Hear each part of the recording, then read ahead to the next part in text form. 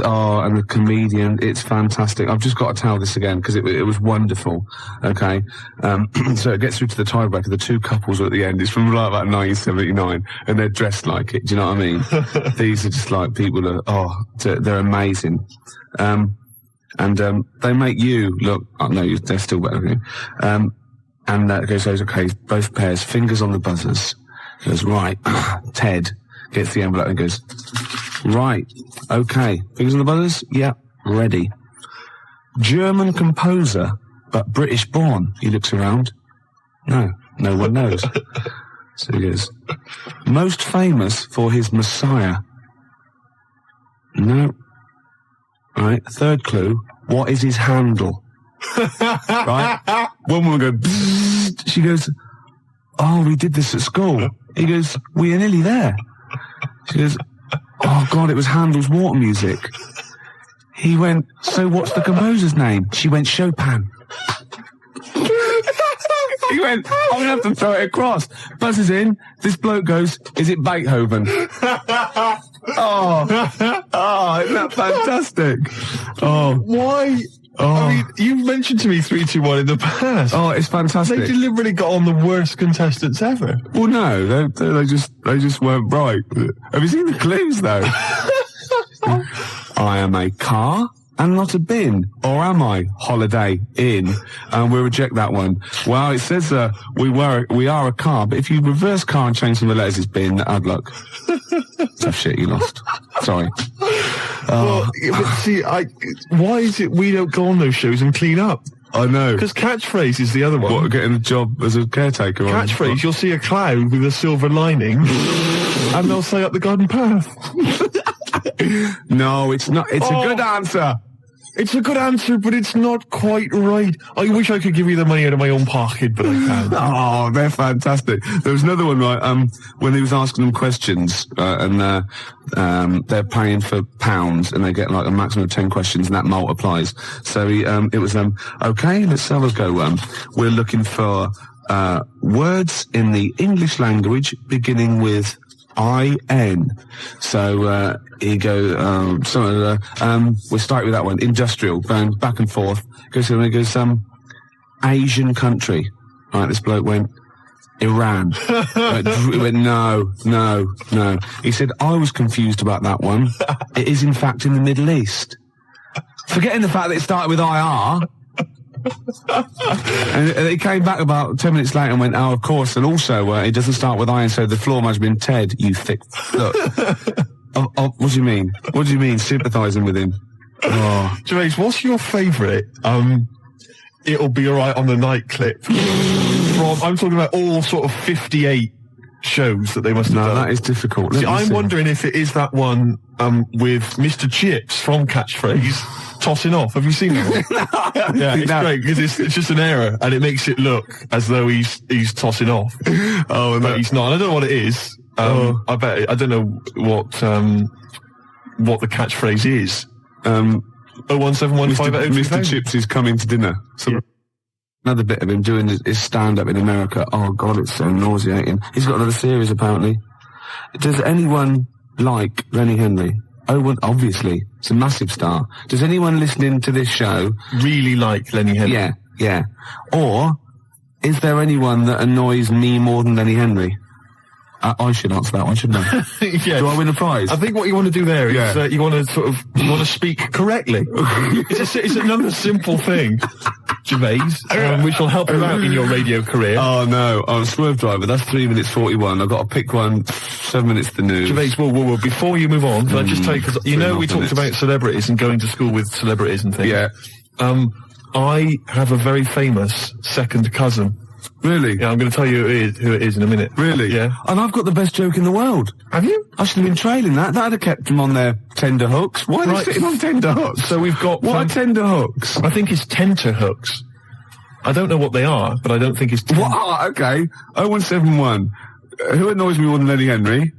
No one. You've won that one. So don't bother phoning him. But who annoys you, the listener, more than Lenny Henry? Yeah. Oh, that's a good one. Clever. Because then it's thrown it to them. Yeah, and it's their opinion. Oh! Simple thing. Excellent. I noticed again you didn't bother to give the whole phone number. What did I say? You actually just said 0171. It used to be, as I recall, 0171580, which is about half of it, but no, just 0171 now. Oh. Gervais, you know last week we started a competition where people had to send in photographs or pictures or anything. Oh, yeah. I would show them to you indiscriminately during the show and see if you would laugh. Yeah. Got the first one here. Yeah. From Michael in Crouch End. Yeah. All right. You liar, that wasn't it. Well, it could have been. You did that. I did that myself. But that's the idea. Yeah. That's the idea. Facts. Can I just say facts? Oh, God. Facts. I'll admit, I drew that one. Right. Wait a minute. And I could never, not only could I not tell them what that was, I could never explain it well enough. No, there's nothing you could do to explain that picture. No. Suffice to say, if you've got a picture that you think can make Gervais laugh, and we will hopefully give a prize to somebody somewhere during the show. It's specifics like that make this show. Sort of, you know what I mean? The vague promise that there might be a prize. Yeah. Anyway, if you have a picture that you think can make Gervais laugh, 0171 580. Shut up, I'm trying to give the number here. 0171 580. That's enough. 1234. That's the fax number. Yeah, exactly. How are they going to phone in a drawing? It's simple things, Gervais, that let you down. Next up. So I'm there with runny eyes. I'm tired. I'm a little bit drunk. I'm in a white tracksuit with shades on. I had turned into Jimmy Savile. You just become Jimmy. Yeah, and I saw all these kids looking at me thinking, oh, bless him. They're going, you all right? Oh, where's the toilet? He's done it. Nah. No, dear Jimmy, I am 4 years old and I have a terminal illness. Can you fix it for me to live a long and healthy life? Well, no, but we have arranged it for you to do a duet with Mr. Shaky Stevens. Hooray! Hooray! I feel sick. This old house, do it, you little I feel sick, mummy. It's the treatment. Anyway. What's behind the green door? A cure? No. No. He's for comas. He's not for terminal illness. He gets people out of comas, doesn't he, Shaky Stevens? Does he? He does. He apparently, loads of kids in the 80s, they're all on there, all these people going, oh yeah, and she was in a coma, and we played Shakin' Stevens 24 hours a day, and I'd come out of it if someone bloke, turn up, shit off. You know what I mean? Who would you least like to visit you if you're in a coma? Oh, crumbs. Imagine it, right? You're in a coma, yeah? You're in a catatonic, you've got all your senses. You've got all your senses except sight. You can't do a thing, right? And you've got someone there to come and visit you. You're helpless. You can't move. Just sort of lying you on can't bed, say anything. Helpless. But you can feel the. I'll tell you, I wouldn't want to visit me. Jason Donovan. No, I wouldn't want Jason. But it's not. I don't like his voice. No. Or Philip Schofield. Don't like his singing voice. Andy Peters. I haven't heard him sing. No, but I wouldn't want him round. Really? Why? No, I don't know. It's just something about him. Yeah. Wouldn't want him there. Anyway, we've got some Skunk Anansi coming up. Larry Grayson's welcome. So, and I'll tell you what else, it was Village People. Oh, I love them. Bring the four of them round. YMC, 4 of them. What one do you want to leave out? There was 5 of them. No, there wasn't. There was 5 of them. There was 4. There were 5 Village People. 4 village. Everyone knows there's 4 Village People. Really? All right. Wait a minute. So there's a fire. No, hang on. There's a road cop. Yeah. There's a Red Indian, obviously. Obviously, yeah. There's a construction worker. And there's something else. There's a chef? No, a candlestick maker. Oh, that's great, isn't it? Yeah. A tailor. At the back with those little half-moon glasses. YMCA. Do a little bit of sewing. Who was it? Hang on, wait a minute. There was fire chief. What are you on about? Is there a fire chief? No, there wasn't a fire chief. There was a police. Oh yeah, play the record. The black guy was a road cop, traffic cop. There was a policeman. There was a Red Indian, obviously. Obviously. Native American. Yeah, there was a construction worker. Yeah, the moustache. Cowboy. Was there? Yeah, of course there was a cowboy. Was there? Yeah. Well, who was the 5th one then? I don't know if there was. I might have made that up. Maybe I just dreamt one. I thought of maybe a bloke dressed up as Judy Garland. Steve singing along there to Baby Bird, which is ironic because when you sing, you're putting your head back and your mouth open, you look like a baby bird. Do I? Yeah, because the long neck and that sort of goiter thing you've got look like a sort of like a fledgling pelican. And the worms, of course, hanging from one leg. But it's ironic as well because you're like a Lizoidian as well. You're Is that a real word? Because you're a Lizoidian. Oh, right, of course. Yeah. Don't, because I sometimes forget that they're not real words. You sometimes forget that your language comes from the voices inside your head. No, listen. I use my own language. They tell me what to say and I say it. Yeah, no, listen.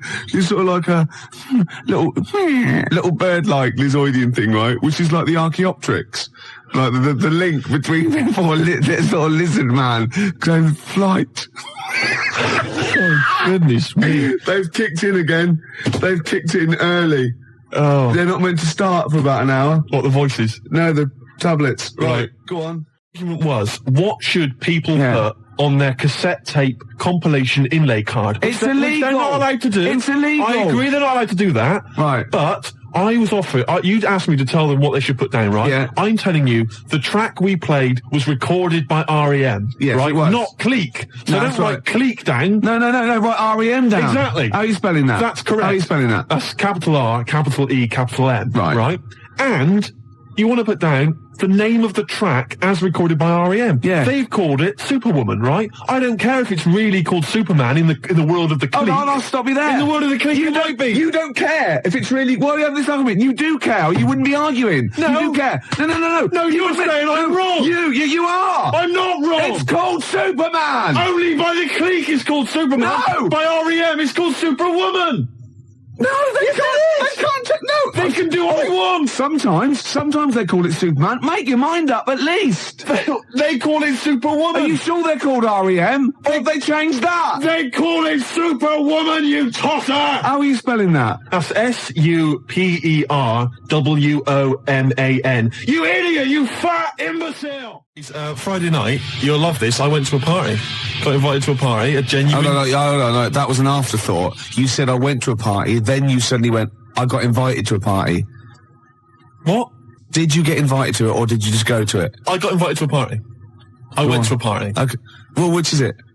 I was at a party on Friday night. Okay, right, okay. And it was people I know. It was up in North London. I live in South. Not that that's particularly important. And what I'm saying is I left my... Yeah, you weren't in your... What you were saying is you weren't where you pay rent. Exactly. No. So I got there, and there was a few people there I didn't really know. And I got introduced to this girl, Christine. Right, and I'll be honest with you, I don't know if anything might have happened. Do you know what I mean? It could. Do you know what I mean? All I'm saying is we were getting on well. Things were happening. All right, we were having a chat. Okay. Hey, Gervais, you're interested already? Yeah. Anyway, she wanted a packet of fags, right? And a few other people wanted a little bit of grub or whatever because it was late night. It's about 1 a.m. When you say she wanted a pack of fags, did she say, "Oh, I'd love to talk to you all night, but I've got to go and get these cigarettes"? No. Go on. Sorry, I won't interrupt again. We were going on well, and she said, "Yeah, a packet of fags." So I went over. The guy told me who runs the party or had the party. He said there's a sort of 24-hour little sort of 24-hour supermarket thing. You went for it, did you? What? You went for it, did you? I went on her behalf, right, to the supermarket place. One of those little sort of 24-hour 7-Eleven places. Yeah, I'll get the picture. So I go there, and I'm going to buy the fags, and people wanted a few sausage rolls and all sorts of stuff. So I'm there, and I've got all my stuff, right, and it's quite late, but there's two blokes in the place, and I don't know whether I think they were from Italy, but I can't be certain. But anyway, they caused a bit of a ruckus because they were after some ciabattas. They were saying, "I want 2 ciabattas. I want to." I don't know if that's no. I'd say that was sort of like Kenyan. Right. Okay. But anyway. Okay. They were. Anyways, they were 2 ciabattas, and they were causing a bit of a rumpus. They were saying, "Not those. No. How much are they? How much are those a pound? Oh, we ain't talking about pound. I don't want. No, I'm not paying for those. I love those." So anyway, they got their ciabattas. Turkish, maybe. They went up to the counter, and the fellow who was next to me in the queue, he'd put down a jar of coffee. Right. Oh, yeah. So anyway, the fella said, ciabattas, you have the pound for the ciabattas. And they're 2 of them, they're brothers. And he puts the ciabattas in the carrier bag, and he picks up the coffee as well, secretes that in the bag, right? Walks out. What? Well, the Italian bloke drinking someone else's coffee. He stole someone's coffee, right? There in plain view. So he gets outside, and the shopkeeper says, "Whoa, wait a minute, come back in, mate. Whoa, you picked up this fella's coffee. What? What are you accusing me of? What are you saying? What are you accusing me of? You say I'm stealing? Well, no, definitely Turkish. Probably works in a prison. Yeah. You're stealing? What are you stealing? You accusing me of stealing? You accusing me?" Yeah. And the fella says, "Well," and he says, look in the bag, ciabattas. Where the coffee? I'll be honest with you, he'd hidden it outside. He'd already got rid of it. it? It was smooth, right? So anyway, now he's getting a bit violent. No ciabattas. Oh yeah, I buy the ciabattas. They're not very nice ciabattas. I eat them. They're not nice. He's accused me of stealing coffee. He's pushing things off the counter. He's throwing the ciabattas everywhere. Really?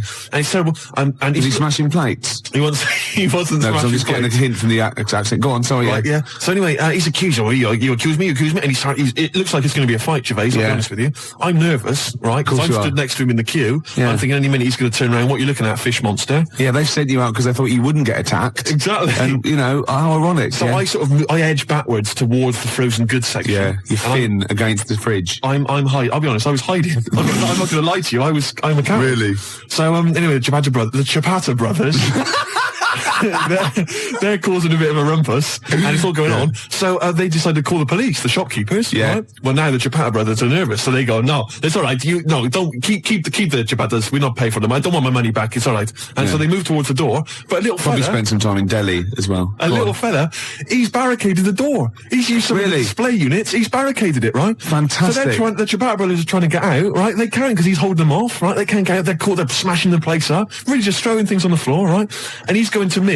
Help me keep the door closed. He's from Italy as well. I think he was. Yeah, probably relate. Go on, yeah. He's saying, help me keep the door closed. I'm saying, well, I can't, the leg and everything. I can't help out. No, I can't. I just got to be over here. The dialysis machine, if I don't get back, the battery runs out, I've got to, yeah. So anyway, eventually the Ciabatta brothers, they actually knock the stuff over and they get out the door and they leg it off down the road. Yeah. And anyway, it's terrible commotion, the food and stuff everywhere. The shopkeeper's in tears. It's absolutely terrible. Yeah. And everybody left, right? And I said, can I just pay for my goods and these fags and go, please? And he went, no, shop closed, we can't serve you. And I went, listen, I've just been stood here. I almost got in a fight. I want to pay for my goods. Yeah. And he was in tears. I can't. He probably selfish. Wanted to shut the shop just because he'd been robbed and attacked. Yeah, and then you'd been waiting there patiently, not helping. Exactly. He must have been there for about 10 minutes, not helping. Yeah, he should have served you before then, really, before the fight. It was crazy. So anyway, I demanded he serve me. Right? Yeah, I bought everything. Was he crying as he served you? He was. Crying. I left the shop, got back to the party. Yeah, Christina gone. Because I got caught up in some bloody dog day afternoon scenario. I missed out on a possible. How's your father? Will you say? Well, I missed out on a fag at least. Yeah. And the letdown of her saying face to face no. Yeah. I mean, he says a little bit of hope when you get back and go, there's your Benson's. Ooh, do you want a drink? Yeah, there's a little 7-Eleven just the other side. You go across the road, you go the other way. I'll be about 10 minutes, love. Oh. It didn't happen for me. It will. A game show, right, that I came up with. Yeah. Okay. And it features me, but I think it could be perhaps a vehicle for yourself, Gervais. Yeah. All right. I'm going to tell you, it's called Ricky Gervais Meat Rations. Right. And I like it already. You like it already? Because there's a part in there for me. Yeah. Could I play the Ricky Gervais? Yes. Yes. Fantastic. It was originally called, basically, let me just summarise very briefly. I'm not going to tell you all the games, but it's basically recreating the heady days of the war. Right. Right. That's fantastic. It's beautiful already, isn't it? It's got the nostalgia thing. I've got a game as well. But it was originally going to be called Ricky Gervais Fag Rations. Right. But apparently cigarettes weren't rationed in the war. So it's called Meat Rations now. Excellent. And I'll tell you some great games. My favourite is, what's it called? To be perfectly Anne Frank. It's a great game. It really is a great game where you've got to pretend to be Anne Frank and hide from sort of snooping Nazis. Oh, that is fantastic. It's a great game. And there's also, of course, let me go into it. There's also Dig for Granny.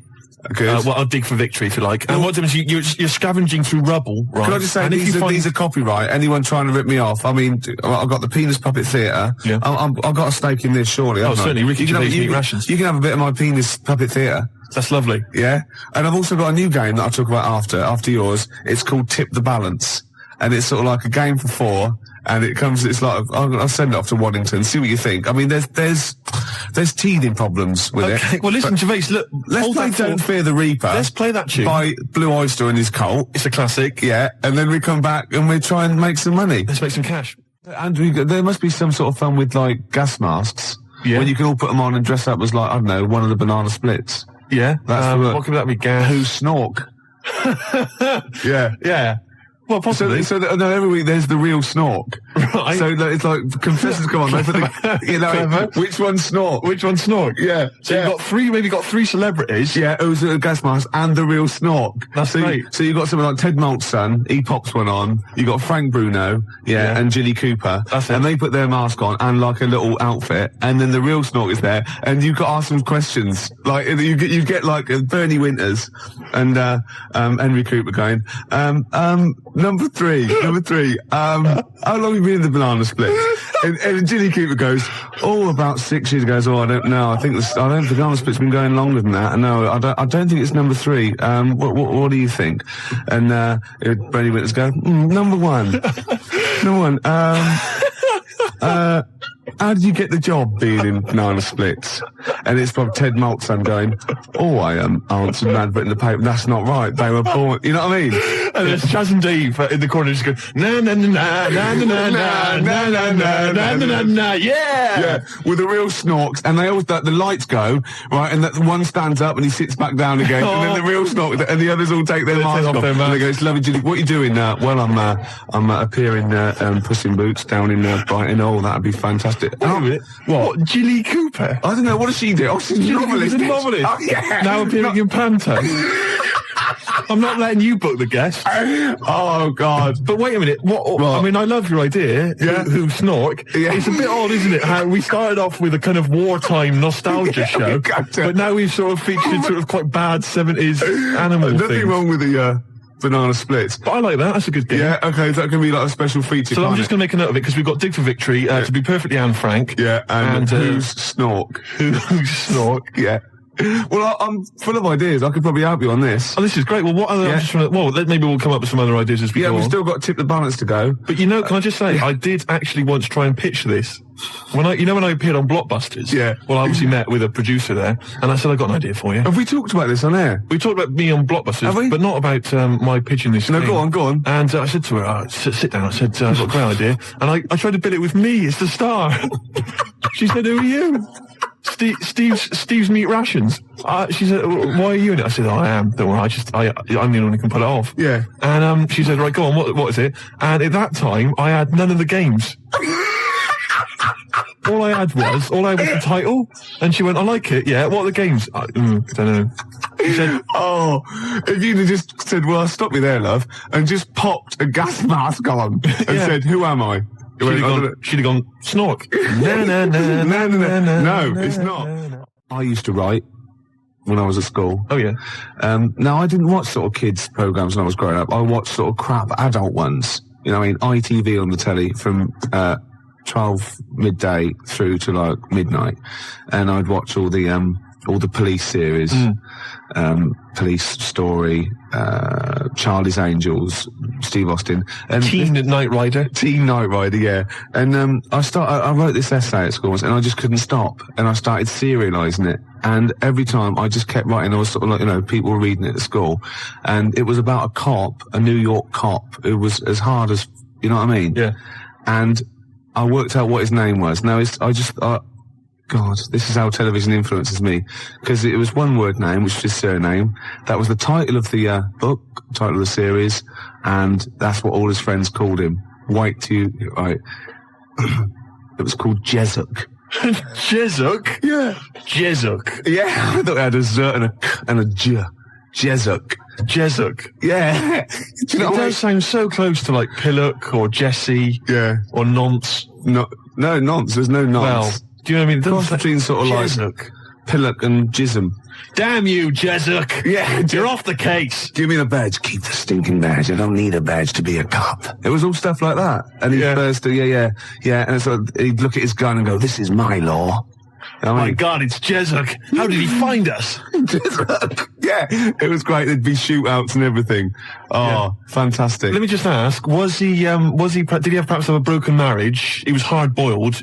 He played by his own rules. Didn't he? Yeah. I imagine. Simultaneous with this. He was a bit of a drunkard as well, had a bit of drink. No, he didn't drink, no. He was a good-looking fella. But he was letting himself go. He was a bit hard-bitten. Yeah. And the other thing I was sort of simultaneous, which was more of a novel. I wasn't serious. I was actually writing a novel, and I got like 3 exercise books, right? It was about this kid, right? Oh, God. Right? He saw his parents just brutally murdered for no reason by a gang of outlaws, yeah? And he buried his father, and he knelt down on the grave, and he said, looked up, and he goes, as God is my witness, I will avenge thee. And then he sort of went to the store and he got loads of bullets and he practiced and he was the fastest guy. He was only about 16. Yeah. His name was Jody Barnes. Jody Barnes is all right, yeah. Yeah. That's nice. Yeah. Oh, fantastic. Have you still got any of those exercise books? I hope not. That would be the incredible. teachers used to sort of like, I must have gone, yeah, it's good. I must have passed around the, he's done another one. Gervais has written another episode of Jessup. Yeah. But I say, seriously, if you brought one of those in and read it out, I'd be entranced. Imagine it. Seriously, that'd be great. Do you think The your mum ramblings might... of a twisted 14-year-old brain that only ever watched ITV cop shows. Do you think your mum might still have some copies of Jessup? No. Was it like sort of, the initial one was like Jessup, then it was like Jessup abroad, Jessup in Paris, Jessup on safari. Yeah. Here comes Jessup. My mum... Return of Jessup. I likes that Jessup. He's a proper man. Yeah. He's not like you. But Mum, I invented Jessup. You're a Nazi. You couldn't be like Jessup. He's in my mind. Return of Jessup. Here comes Jessup, son of Jessup. Oh, it's fantastic. What if Jessup met Jody Barnes? They'd get on. They'd have no quarrels. They could team up. Oh, it'd be fantastic. After break, a little bit of Lars. Teen Jessup. This is 5 minutes. The news. I'm looking forward to the news. You've had a great couple of newscasters the last couple of weeks. Don't piss them off because Jessup came in here. Oh my God, he would not stand for it. He'd arrest the engineer. He wouldn't stand for it. He'd soon figure out whose fault it was. Yeah, and he'd Get me Jessup. They'd be down the precinct, wouldn't they? Asking a few questions. Jessup, you're off the case. I don't need a stinking badge. Yeah. I bet Jessup plays by his own rules, doesn't he? Of course he does, but they take his gun, his official gun, not the one on his ankle, though. Oh, he's got a little ankle gun. Of course he has. I didn't expect that from Jessup. Yeah, he has to. So. Is Jessup one of those NYPD cops who doesn't have a first name? Yeah, I'm thinking him now. I think he might be a little bit Latino, maybe. Really? Hispanic. I don't know. Hispanic. Yeah, Jessup. Czechoslovakian Hispanic. Yeah, Jessup. Get me Jessup. Yeah, Emilio Jessup. Emilio Jessup. That'd be fantastic. So what's the name of the show itself? Is it named after him? It's called Jessup. It's called quite simply Jessup. Of course it is. It's called Jessup, yeah. And he's an NYPD cop. When is he going to marry that girl? Oh, come on. Make her an honest woman. For goodness sake. She's cooked to you again. Jessup. Oh, Christ's sake, Jessup. God. But you see, he's hard-boiled, Gervais. He's already had 2 failed marriages. I know. And I'll tell you what it is. It was because the fact that he was a cop. Because you bring that stuff home with you. Yeah. Right? You can't just leave that at the office, Gervais. I'm worried about his kid. 16. Really? Yeah. Is he going off the rails a bit? He's on smack. Is it? I don't believe it. I don't believe it. He could have been a great cop. He could have been a football player as well. Well, of course he was, because he was great in college. He was great in college, and now he's hanging out with the wrong people because Jessup can't give him enough attention. I know. And of course, Jessup's ex-wife, of course, is dead, so he's got to raise the kid on his own. Is she? Oh yeah. Is she? Well, she got. Oh no! What did she die of? His first wife, the marriage broke up because he was heavy drinking. Oh God! Yeah, and the fact that he was a cop. Yeah, but that's because of the things he has to go through every day of his life. I know. Listen, you're facing smackheads coming at you, coked on crack, right? Oozes, right? You got to let your hair down in the bar. He killed a young kid. I know he did. Twice. Yeah. His first wife, I think what happened there, Gervais, as far as I'm aware, is that they got divorced, but really they still love each other, don't they? Let's be honest. Yeah. She's the only one really that stands by it. Well, Jessup says, I can love 2 people. Yeah. And he has done. Yeah. Well, I had to cut those scenes out. And his second wife, she's dead, isn't she? She got killed, didn't she? Yeah. You know why? Why? He hesitated after he'd killed the young smackhead boy that was coming at him. Had a grenade. I don't believe it. Yeah, a little grenade, yeah. And his second wife got caught in the crossfire. And he thought, he shot him, and that's why he never hesitates again. He just goes in blasting. Sometimes he shuts his eyes. He just goes in blasting. What would be the opening credit sequence for Jessup? What do you think? What would happen? Would it be Rockford Files style, where he's in the supermarket, buying food and all the sort of it? I think he'd be, no, I think it would be like split screen. I want he'd be turning round in like a mall, like firing. On the other one, he'd be dropping the toast and his wife would be ruffling his hair in the morning. And he'd be going, and he'd sort of like be getting crumbs off it. Well, it wouldn't be his wife. It would be a lovely lady he probably picked up the night before. No. Remember that? He doesn't do that. No, he does. He does not. He doesn't. He's estranged from his wife, and his second wife's dead. You idiot. Yeah, but we established he's got a new one. That he hasn't got a new wife.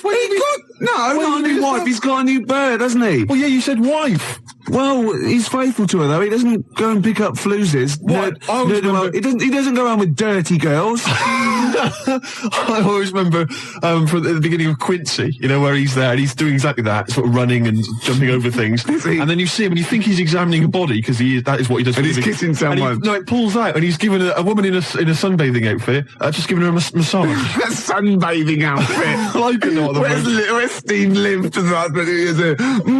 I did see in yonder a sunbathing outfit for sure. There was flesh bits in the middle and the rest were polka dot. Boy, a sunbathing outfit. Sunbathing outfit. That's great. Birthday suit. There was a girl in the Altogether. The Altogether. Oh, God. Oh, that's fantastic. Yeah. What's wrong with that? I will pop this rubber thing on, and for sure, I am in a sexual intercourse outfit. Sunbathing outfit. I can't believe I've embarrassed myself with my use of language when it's invariably yourself, Gervais. I know, yeah. Oh, dear. Oh, yeah. We usually have a few beers and we get throughout the show and I get steadily drunk, which is unprofessional. This saves a bit of time turned up pissed. You turned up drunk today? Yeah, so I don't have to... I'll tell you what... I'll be honest with you, Gervais. Normally, if someone gets drunk, their speech begins to slur. Yeah. They talk rubbish. Yeah. No difference. No, with you. That's the beauty of it. Yeah. That's the beauty of being me. Yeah, exactly. How drunk are you? I had a little bit of wine. Did you? Couple of glasses? It's a lovely... I might get a little bit melancholy. And what about the little baby kangaroos have to crawl all at their mums? Your mistake. The tease penguin's probably my greatest invention. The tease penguin? Can you tell us again? I forget. Well, it's just a penguin, right? You train, you put it in a lovely little French-made outfit, and it comes in with sort of breathes fishy breath on you and slaps you around the face with its flipper. Yeah. Jesup, obviously. But it doesn't let you go any further.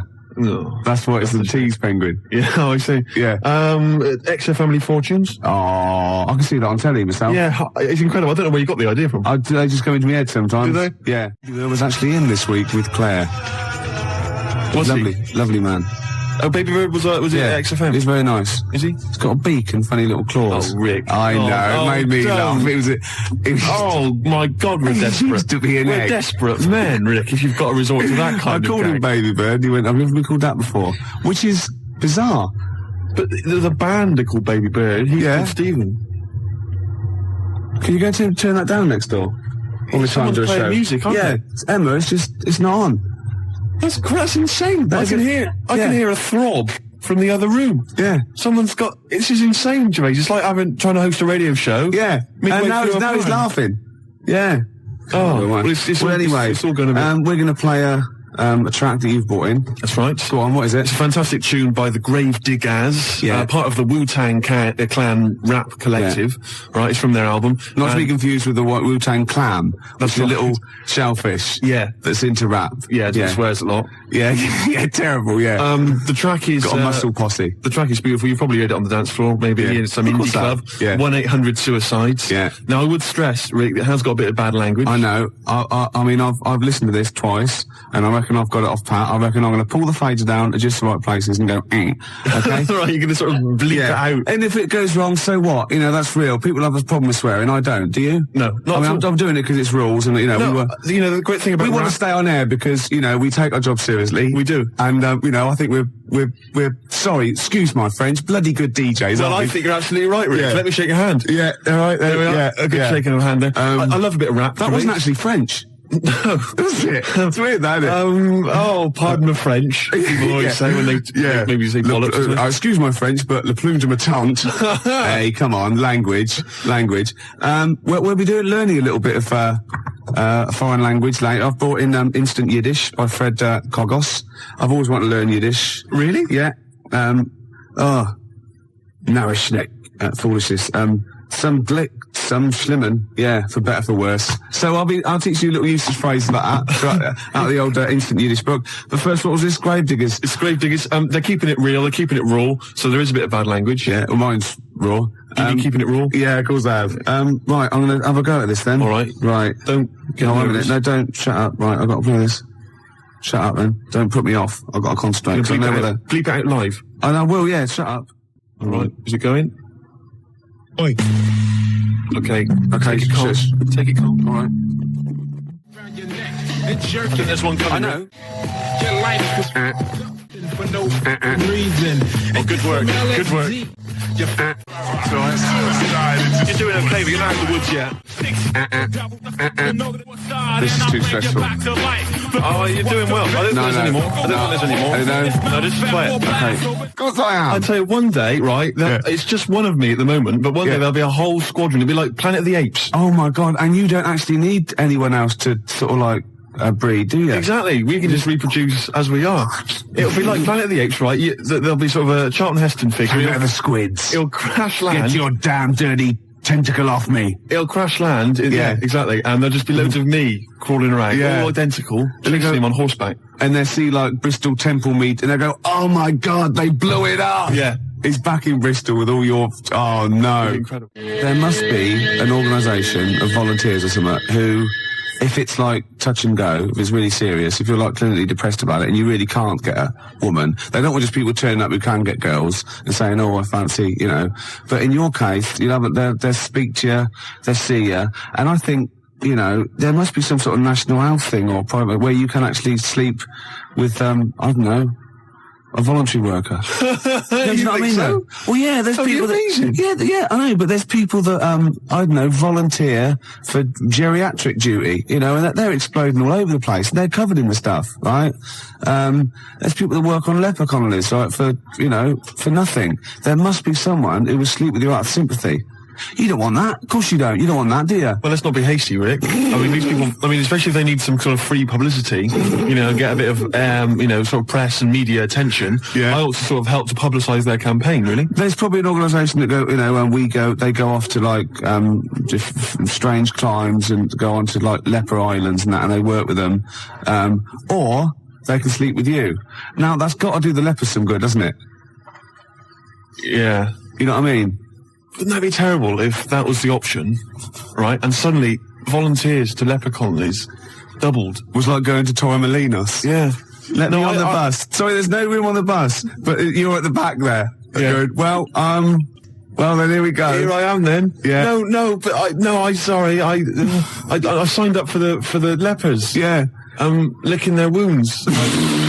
Well, sorry, but geriatric duty. Yeah. Scraping it out. Oh dear. Oh, you know, I heard a song in the week, right? I've heard it before. It's by Ween, and it goes, "Push little daisies and make them come up." And I don't know what it's called. 0171 580 2000. I don't know where to look. Push the little daisies and make them come up. It's like that. It is. It's rubbish. I've been going around singing that. There's no song with that lyric. It's like that. It goes, "Push the little daisies and make them come up." Shut up. Yeah. Shut up. That's what my friends have been saying for the last 4 days. God, you're really irritating me today. Like, people will go and go, "If you'll be mine," not too annoying. But after about 10 times, you go, "Oh, can you sing something else?" But when you've heard, "Push your little diggies and make them come Shut up it now. can get really annoyed. Yes, it really can, can't it? Shut up. Okay, one of those, you and me song. Push your little Shut up. We've done funny phone calls, haven't we? We've done some funny phone calls. Did that one like Penky when we phoned up Safeway and said, "Have you got some cheese?" And they said yes. And we showed them, didn't we? That showed them. Yeah. Oh, we've done some crazy crank calls. Yeah. Do you want some beer? Do you want some beer? Brilliant game. 5 o'clock foreigner. 5 o'clock foreigner. Yeah. What else have we done? There's been just too much, hasn't there? The alarm frog. The alarm frog. That never got off the ground, did it? Got going. There's some great ideas. Tip the balance. That's the last one I've got. Tip the balance? You haven't explained it. It's my last. I think it's a little bit in bad taste. Really? Yeah. Oh, well, I don't want that on this show. No. I mean, I think it's a little bit Much. Really? Is it too much? Is it the most outrageous thing you've ever... Well, okay. Well, no, look, this is an idea, right? It's a board game. It's a board game. I'll send it off to Waddington's when I'll get, It's 4 simple weights, sort of just like fulcrum weights, like scales. Like a little seesaw? Yeah, a little seesaw. And there's one end is like a bowl, right? The other end is like a kilogram weight. Right. And there's 4 of those. So 4 of you sit round, and you've got to quite simply tip the balance, right? So you've got to fill the bowl? Fill the bowl, yeah. What, with rice or... No. Household object? No. Bodily secretions. Right. So it's the first, Maybe you shouldn't tell us about this. Well, no, because there's simple rules. Anything that comes out your body is all right, okay? In every form. Right. Well, anything that comes out of your body, yeah. You put that into the bowl and tip the balance. So, I was just thinking, if I said it quieter, it wasn't so bad. I was going to go, well, it's piss. Do you know what I mean? Yeah. Doesn't work right. Snot. Sick. Yeah. Spunk.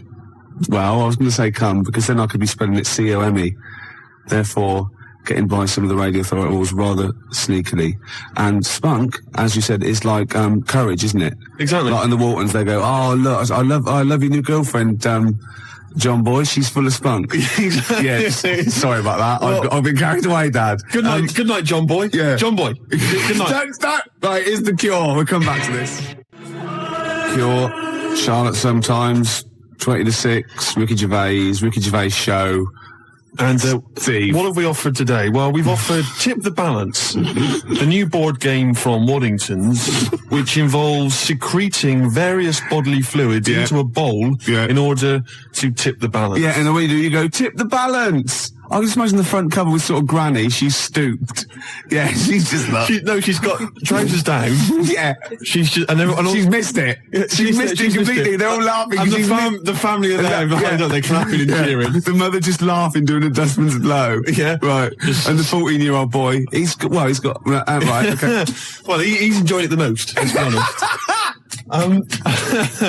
But what about if you know that bingo is the most popular evening pastime in the country, and there are these huge bingo palaces. Yeah, that's because with they haven't thousands of seats. Yeah. Imagine if they were all playing Tip the Balance. We crack the smell. Oh, it'd be incredible. God, that'd be fantastic. That'd be great. You could have winner stays on. Yeah, because you'd have a disadvantage then, wouldn't you? Well, I've just.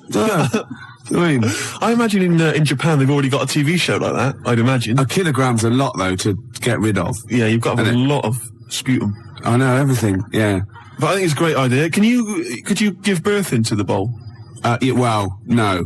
Well, you could, but anything you put in there, you lose. So you'd have to be willing to, like you can't. You could bleed into it and amputate into it, but you can't have it back. Like you couldn't put a false limb in, right? Because you'd win it there, because that's sort of cheating. Yeah. But there is a thing called the fish card, where if you're all out of it, right, you're all strained out, you've vomited, you've snotted, and that's it, right? And everyone's got 0.8 kilograms in theirs. You can go fish card, right? And you can take someone else's bowl and pour it into yours, but you got to pour it via your mouth. Right. So you take a big glug of that, and then you do it, and you win. You thought this through, haven't you? Yeah. You've played this, haven't you? No, I haven't played it. I haven't got the equipment. Right. Jeff Buckley, everybody here wants you. Wow, nearly end of the show with it, isn't it? I can't even be bothered to criticise your use. It's not worth it, is it? Use this language anymore. I know, yeah. So late in the day. I mean, you're not going to master it at the age of 45, however old you are. I mentioned, I guess we could call it Freak Show or something like that. Yeah. Where celebrities with deformities come on. That was Nigel's from Tottenham. Nigel in Tottenham came up with the idea. The most deformed. What would you put forward as your most deformed bit? Well, luckily, sucking my most deformed bit would be curiously enjoyable for me. Anyway, I asked for a few more celebrities who've got deformities, and various people have called in. Jez in East Barnet mentioned John Thor, who, of course... So with him? Well, John's left leg, I think, is shorter than his right. He always sort of hobbles a bit as he walks. You have to suck the whole of the left leg? Yeah. Right. So that's... Say that again, Lewis. Well, I was just saying, like the fat bird in the opera. Yes, I know it is now. What? Because I said, no, nothing to do with it. I just saw him do it. I just forgot and I was pissed. Yeah, go on. Paul Daniels, apparently one arm is shorter than the other. Can I just say, the head? True enough. Yeah, Debbie McGee could come on and just bring Paul as her deformed under her arm. Object, yeah. That's from Tony Namersham. We've also had Ian Jury. Someone's mentioned that. Says that Ian Jury... His left side, yeah. Really? Did he have a stroke or something? Polio, wasn't it? Yeah. So his left side. And Anthea Turner, apparently she lost the middle 3 of her toes or something in a sort of horrible accident. I don't know if that's true. Anyway, Anthea Turner, be great. Just get her on anyway. She lost... Oh, what? Well, I don't think it can be true, to be honest. It says that she's only got 2 toes on one of her feet because she lost the other 3 in a flymo accident. Oh my God! But I don't know if that's true. So it's when you used to go to school and say someone, had a fight with the lawnmower. Yeah, she did. Yeah. No, I meant your hair, love. No, look at me toes. Oh. Yeah. Exactly. So, so what would you suck? Would you suck the gap, or would you suck the toes that flew off in the garden? I really haven't thought about it. Why not? I haven't really given it much thought, to be honest. Satellite, that's all we were, Steve, just satellites. Just satellites orbiting around the mighty space station of XFM. I don't know what I'm talking about. No, I didn't think that you could carry that much further. No. Still, that's the end, no more cheap knob gags on a Sunday afternoon. No more sort of swearing. Smut on the radio, breaking every radio authority that there ever was. Yeah. Good times, eh? We've had a few laughs, a few tears. Right, Karl. This is where he shines. This is what Karl gets Mondays off for. Yeah. Okay, Karl, what is it? You want to explain this? It's the bit when I'm in a film and sort of edit me into it, so I'm like an actor in a major film. Yeah. We've done Kes, we've done One Flew Over the Cuckoo's Nest, Shining, stuff like that. Mm-hmm. This week, it's A Few Good Men. Brilliant film. With Jack Nicholson and that. Yeah. So you listen to this, and we'll give the question later on, probably. Let's give it after this. All right. Yeah, we'll give it after we've heard the clip. I haven't really got one sorted, but I'll think of one whilst it's on. So have a listen to this, take everything in, and then the question at the end. So it's a scene where it's the court case. Yeah. All right? All rise. Call your witness. Yeah, he's just coming now. All right, Jack. Colonel. What? I'd appreciate if he would address me as Colonel or Sir. I believe I've earned it. Defense counsel will address the witness as Colonel or Sir. All right, Colonel. Bit smart today with all the army stuff on. You ever served in an infantry unit, son? Nah. Brother did. He was in the army. Got kicked out though, because he went for a packet of fags in a tank. Weird that, isn't it? No, it's not. It's tragic. I wouldn't say it's tragic. I'll show you something tragic. I always carry this book around with me. I always show it to people. It's got like the top 50 weird people in the world in it, right? It's all sorts of weird stuff in it. Look at this one here. It's a fella, right? He's got 2 heads. And the weird thing is, right, is the top 50 weird people in the world. He's at number 50, he's got 2 heads. Right? Makes you wonder what's going to be at number 1, doesn't it? Are these really the questions that I was called here to answer? No, but look at it. Imagine if you were his mate. You wouldn't get a word in edgeways, would you? If you maybe didn't have any friends. Probably right, they say, don't they? They say 2's company, 3's a crowd, so... Please tell me that you have something more, Lieutenant. Yeah, I got loads more. For this fella at number 36, look at him. 3 legs. Little fella with 3 legs, right? Guess what his job is? My answer is I don't have the first damn clue. Well, I'll tell you. He's a juggler. I beg your pardon? He's a juggler. This is ridiculous. I know it's ridiculous. You're probably thinking what I'm thinking. Why wasn't he a footballer? Be great at keepy uppies and that. I'll answer the question. You want answers? Yeah, it's just that I'd like to know the truth. Because you can't handle the truth! Gentlemen. Well, I've paid for the book, so I think I'm entitled to know why I don't give a damn what you think you are entitled to! You better get somewhere fast with this, Lieutenant. What about this one, then? This lad here, he's 12 years old, he looks 48. What do you think? No. Why not, though?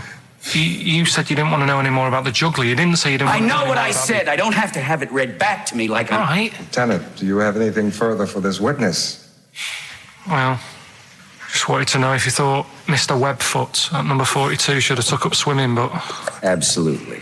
Yeah, you'd say that now, wouldn't you? Forget it.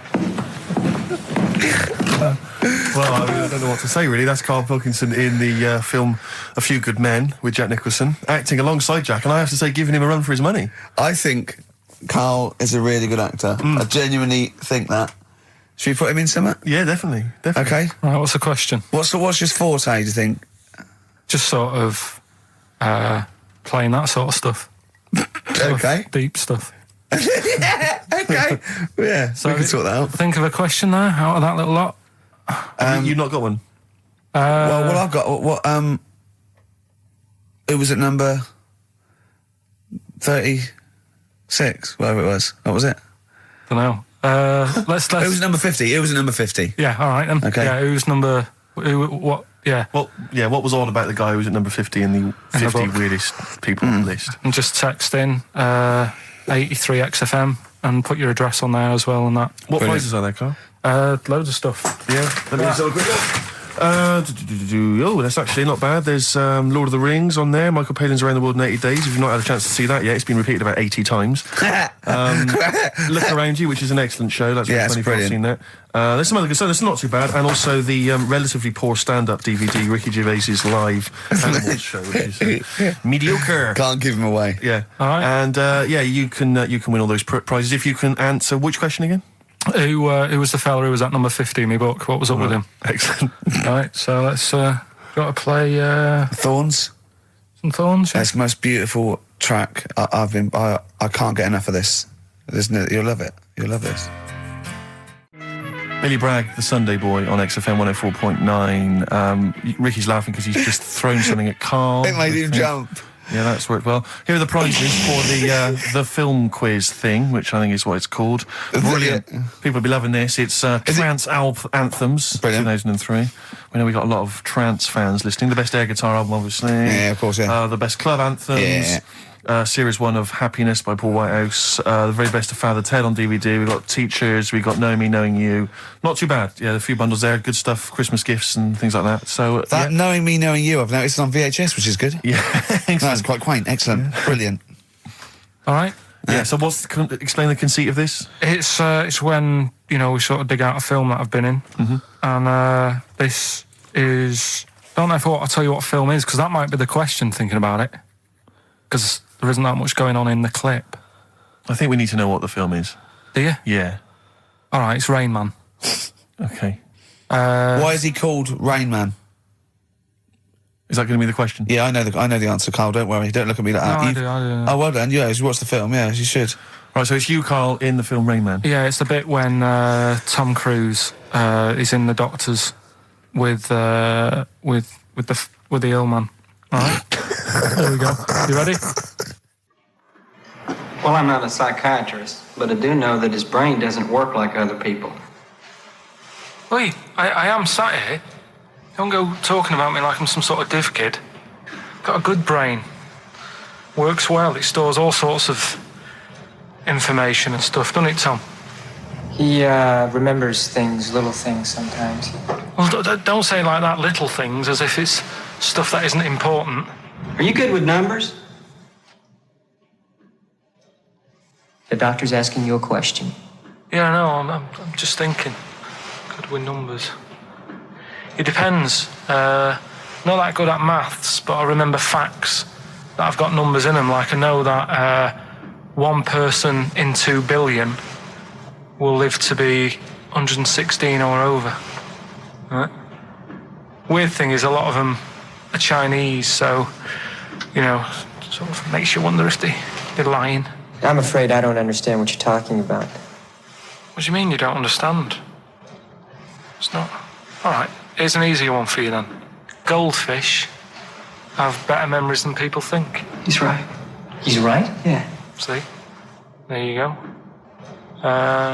Goldfish related. Oldest goldfish in the world was 41. No. Yeah. Funny thing is there, if it was a goldfish with a dodgy memory, could have been older. Could have been, pushing 45. So. That's amazing. That is amazing. He should work for NASA or something like that. Well, don't go that far. They're the sort of things that I like reading about. You know, I've got that big book there. It's full of. Did you read all this? Yeah, don't. You read all these stories that are in this book. Don't bother touching it. Maybe you better put it back. Give it back. Go. Okay, no, Ray, take it easy. I'm not gonna. I won't touch anything else, Ray. Come on. It's okay, Ray. It's okay. Come on. Can I ask you something else, Raymond? No. Well, you've annoyed me now. You've kept coming here saying I'm daft and that and messing with my book. Just go, will you? Excuse me. Were they messing with your big book of freaky facts? Yeah, that's out of order. Good. Right. So what's the question? Why is he called Rain Man? Yeah? Yeah? Everyone happy with that question? Yeah? Yeah. Okay, Ricky.Gervais at xfm.co.uk. Why is he called Rain Man? Right? Yeah. XFM. Right, okay, are you in a film this week, Carl? We're doing that now. Yeah, go on. Get it over with. Hang on a minute then. Get it over with. Let's get this show over with. We can go home. You can go off to Lanzarote and sit on some ash. Some charcoal. He's not happy about that. That's annoyed him. The listeners have all ganged up on him. Yeah. XFM giving him 2 CDs. We've had more calls for his resignation this week than ever before. What do you think of that, Carl? What do you mean? There's another reason. Do you know what I mean, though? Because he's grumpy. He's not just giving it. He goes, well, I can't help it, can I? I don't want it. You're being paid well to do a job. People have tuned in to be entertained, to have good songs. Me and Steve are working I'm pressing here. the buttons. I'm paid to press the buttons. That's what I'm doing. Has every CD started on time? Then Yeah. why would they give you Monday off if you just paid to press the buttons? Don't get every other Monday off, do I? So have you stopped doing that now, have you? Well, yeah. Why? Because there's work to do in that. But I'm not moaning about it. Let's get on with it. Right, Scrooge, right, is the film that I'm in. Thought I'd do a Christmassy one. Okay. Right? Yeah. So get people in the Christmas mood and that. Yeah, you have. Yeah, you have got people in the Christmas mood. You're like Santa visiting them. So It's you in the film Scrooge. Yeah, Which yes. version of Scrooge? the old one. Is it? If it's just you moaning with bells, I'll be annoyed. Right, go That on is then. essentially Scrooge. yeah. Right, Scrooge, listen to this, and then there's some question at the end, All right. and you can win some stuff and that. Yeah. All right. Yeah.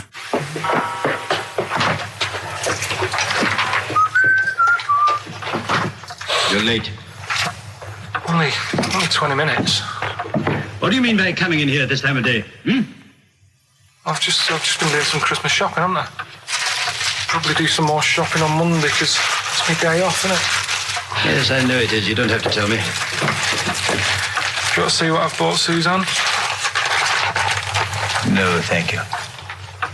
I don't mind showing you. It's only a Christmas present, isn't it? Just bought some more condoms. Why? Well, I bought some last year. Got 2 boxes. They all got used, so... I'm very glad to hear it. How much do I pay you? Why are you asking? The presents I buy has got nothing to do with what I earn. Like I say, if I won the lottery, I wouldn't go mental on her. Do you know what I mean? I probably wouldn't even tell her because I think she'd want to travel around the world and all that, and I'm not into that, to be honest, so I'd probably keep it quiet. Why? Well, once you've been around the world, where do you go next year? Each to their own, though, innit? You know what I mean? Well, what do you want? What for Christmas? Not that fussed, really.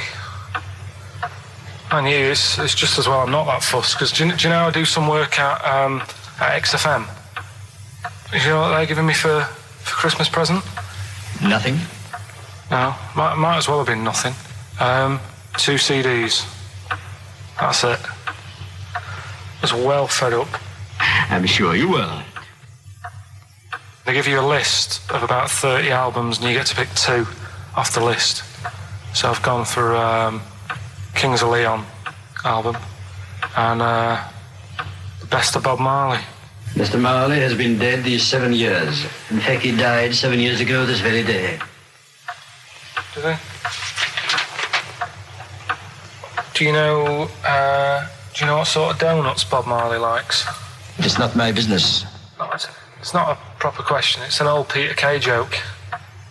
He likes the ones with jam in. Yeah. Garlic bread.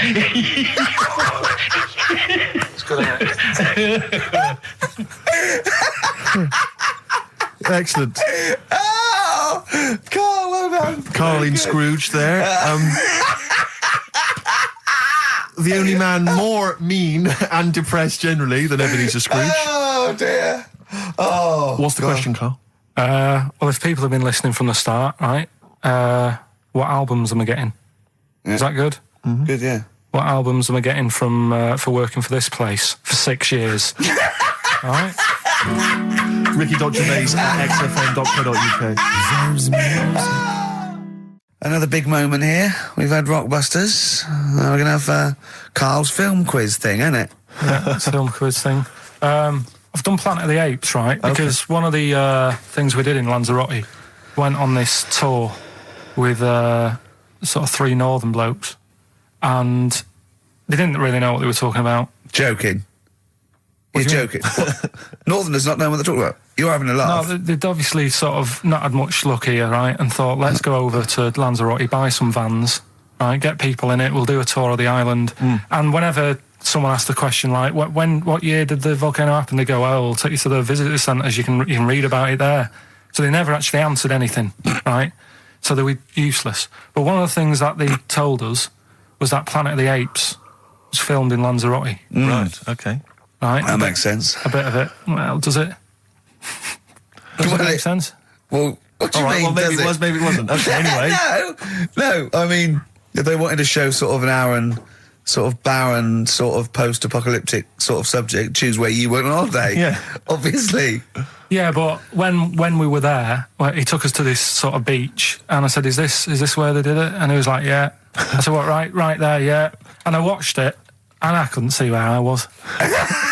Yeah, you know that if you watch a film from 1968 and you've been to the same place, you're not going to feature. You're not going to see you in the back walking along the beach. It's a new one, new Planet of the Apes. Oh, the recent Planet of the Apes. Yeah, that's what they said. Yeah, right. So I thought I'd sort of. Now that sounds a little bit more far-fetched. I'd have thought that was probably a lot in Hollywood. Yeah. Well, anyway, is this the current Planet of the Apes or the old one you've done? Current Planet of the Apes. This is the recent one. All right, there'll be a question at the end of it, so listen on that. Is this entertaining to anyone, this? I mean, just take the last 4 minutes of conversation. But seriously, Rick, who cares? I don't. Do you? No. I don't. DVD's selling well. Exactly, what do I care? All right, come on then. All right, so Planet of the Apes, question at the end of it, listen and win some stuff, all right? Hey, where am I? What is this place? Hang on a minute, I'll have a look. According to the Lanzarote guide, we've been dropped off at the volcano bit. Apparently there's 36 volcanoes here to be seen. I hope you don't mind my saying, but this is a waste of time. I know what you mean. Don't know why they need 36 volcanoes. Just keep one. Fill the rest in. Like a car park or something. Excuse me, guide. Why is the bus dropped us off here? What's so special about this place? Well, according to our holy writings, that is where creation began, where the Almighty breathed life in the time before time. It's amazing, that, isn't it? All this has been stood here for years and years. What about the coffee shop there? Is that old, is it? Well, nothing. You're out to rip us off. I raised about £4 for a coffee there. Always ripping people off. That's what annoys me with these trips. You get us in the middle of nowhere, we die in a thirst. I'm not able to do without. The reason I've come here, I believe this is where they did Planet of the Apes, innit? Love monkeys. Especially the ones in Planet of the Apes, because they talk and that. Talking monkeys can't exist. Joking, aren't you? Of course they can. Getting up to all sorts of stuff. I read about a monkey the other day who worked on the railway. Right? There was another one about a chimp that did a bank job and went off to Spain to sort of... Shut up! Oh, yeah. What is that? Little monkey fella. It's come from that little coffee shop. It's been serving coffee. Now that is worth paying £4 for. No, you're teasing him. I'm not teasing it. It's working, isn't it? It's serving the... We want some coffee. Get us some coffee. I've heard about this. You can buy coffee that's been sort of hand-picked by monkeys. It's like coffee, mate. Except it's more sort of coffee primate. Yeah? Hello, little fella. We want coffee. What do you mean, we? You're gonna have a coffee, aren't you? What else are you gonna do? Go and look at another 35 volcanoes? I'm staying here. I'm having a monkey coffee. It's brilliant. You find this amusing? Jesus, it's a talking monkey. Right, mate. Have a couple of coffees. Don't start now. We're off duty. I'm starving. What do you mean you're off duty? Have you bananas later? Just get us a couple of...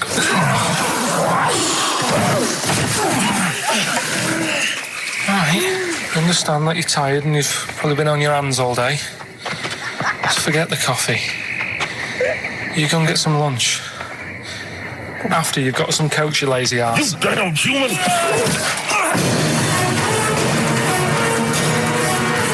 Powerful. Lovely. Excellent. So, what's the question? If you've been listening to the whole show, how many volcanoes do I think's on the island of Lanzarote? Okay. Yeah. I might have it wrong, what I've been saying, but it's roughly around that. Yeah, so what have you been saying? Yeah. Yeah. All Brilliant. right. Ricky.gervais@xfm.co.uk. You're more likely to win the prize if you leave your address on the email. Yeah. Because otherwise we can't really be bothered to phone people or email them back. So, Good point. Put your address on there and you could win some crap. In a jiffy bag. And it's Ricky Gervais, Steve Merchant, Karl Pilkington hosting the final show. Exciting. Which means the last film quiz. Karl puts himself in a film. Claire's on next week, by the way, and then Adam Claire and Joe. Sturgis, then Adam and Joe, brilliant. Adam and Joe coming back. So that's Excellent. They're excellent. Right. Matt Lucas said he'd do a show. Give him a call, and maybe him and Dave Williams. Yeah. Might Big do things that. that. Might do that. Yeah, very good, wasn't it? Yeah, it'd be all right. Yeah. Right. The film thing. This is when we get like a film, and I'm in it. Right. So I'm doing. We talked, a bit about gay fellas and that today. Yeah.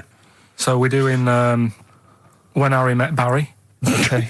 All right. Yeah.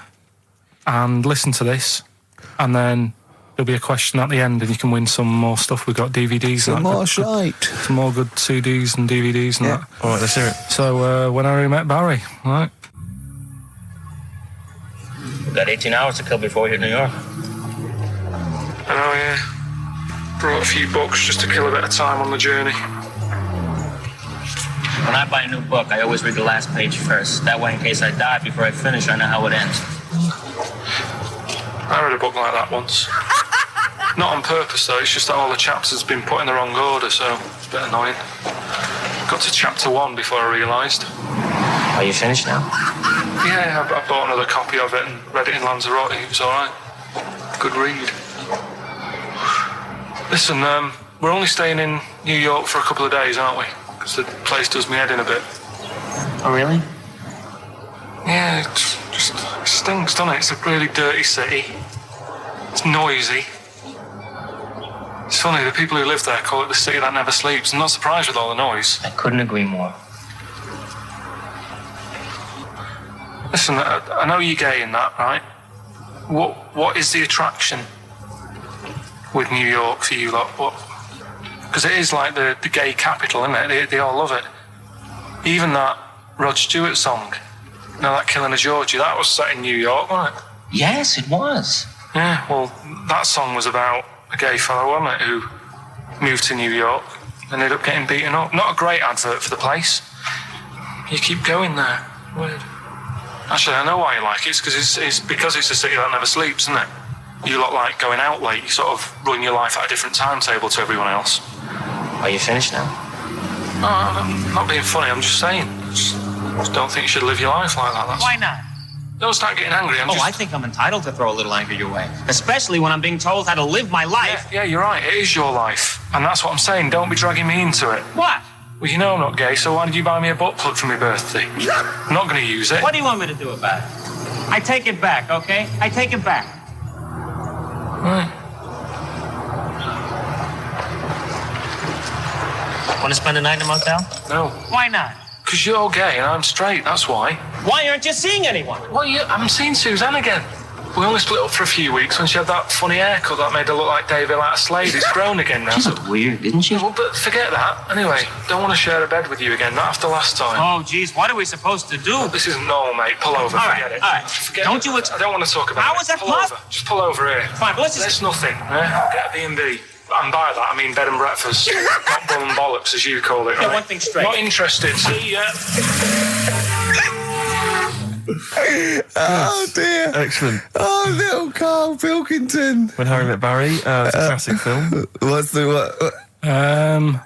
What song was I talking about? That, you know. Yeah, we know. What song? Yeah, what song? Yeah, okay. Artist will do, or the song title, whatever. Yeah, okay. Email only ricky.gervais@xfm.co.uk. We can squeeze in a tune, and then I hope Monkey final News. Monkey News. Oh, what tune have we got? How long is it? 3 minutes. It's a nice one, though. Brilliant. Bit of Amy Man. Fantastic.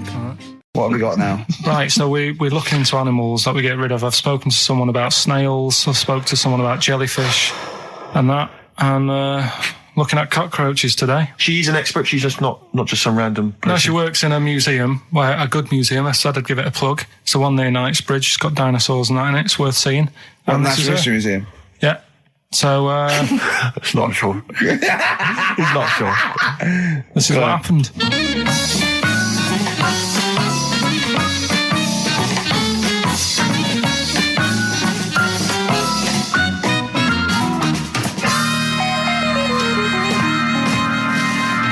Now, what I'll do, I'll tell you as much as I know, and then you can fill me in if I'm right or wrong. And then at the end of it, we'll get to the bottom of whether we need them or not. Okay. All right. So, first of all, the first thing that I found out is that they have 18 knees. That's not exactly possible. They're insects, so they have 6 legs. Yeah. And a knee is usually the junction between femur and tibia. That's sort of classic human knees and every other animal knee. So with 6 legs, you can only have 6 knees. Could somebody sort of got mistaken for seeing one that was a bit double jointed? I think you're grasping at straws or something. All right. Well, we might have to come back to that one then. Okay. They can hold the breath for 40 minutes. Well, they don't do that because they don't breathe in the same way as us. They breathe through little spiracles holes down the side of the body. So,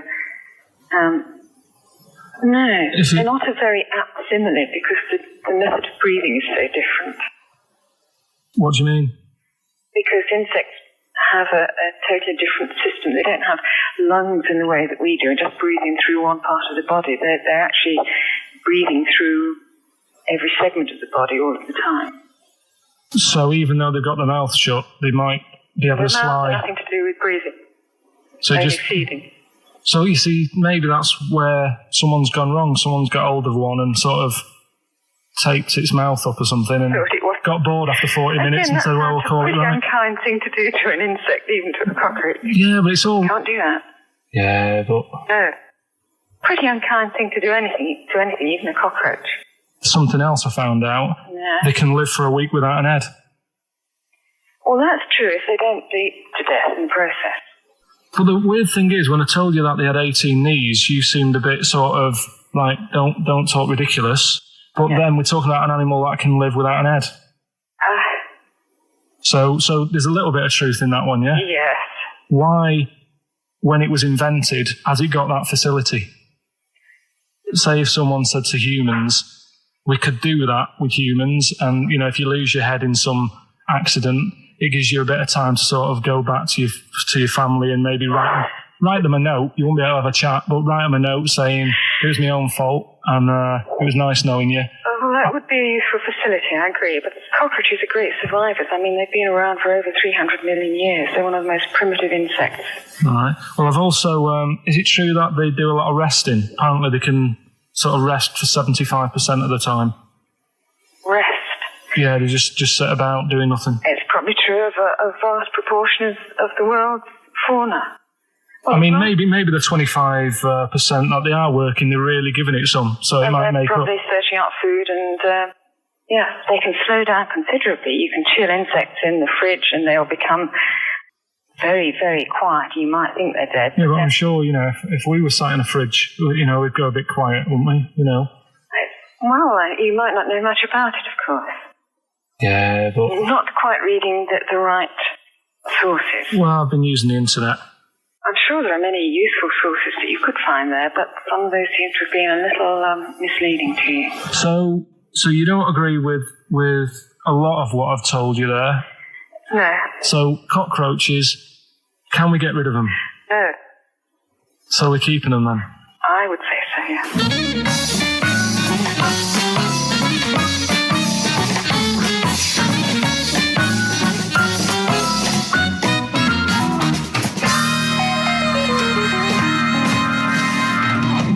I think we should get her on more often because she sounds like she'd be a bit of an ally, really. Because she knew immediately that you were talking nonsense. She even said, I think you should be more concerned about your sources, which I've been trying to tell you for a year, right? The fact, I mean 18 knees, where did you get that from? It was on the internet.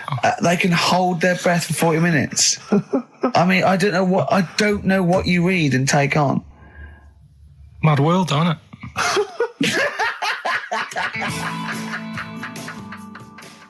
Cheeky freak? Controversial cheeky freak of the week, where Karl finds a human being with some sort of congenital or imposed deformity, or So and we talk about that in a wry way. Do you think that's big and clever? No, but that's just it. It's never about taking the mickey out of someone, right? It's to make you think. I'll tell you what isn't big and clever. How lucky you are. A dwarf with learning difficulties. Nice. Yeah. Well, we'll explain it to you. See, you know the sort of things I find incredible. Go on. Mirrors. Shiny objects. Kettles. Yeah. Oh, God. Well, listen, remember the time when I told you about the baby that had a baby? The baby that had a baby. The baby that had a baby. Yeah. It's happened again.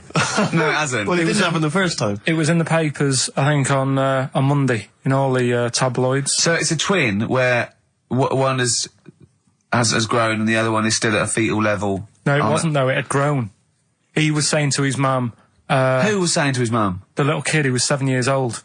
And he kept saying... Yeah. He was pregnant. And he was pregnant? Yeah. I know. What do you mean? And he was saying to his mum, oh, God, I don't feel well. And, his belly was all swollen, and they thought he'd just been eating cake or whatever. And he was saying, I can feel something moving about. And they were like, stop messing about. There's nothing wrong with you. Eventually, I think he was in gym at school. In gym? What, Jim was pregnant with him? He was like a Russian doll. He was at school, right? Just about to do sit-ups or whatever they do at school. Yeah. Right? And flew out across the room. Teacher goes, you're a bit fat. You look a bit pregnant.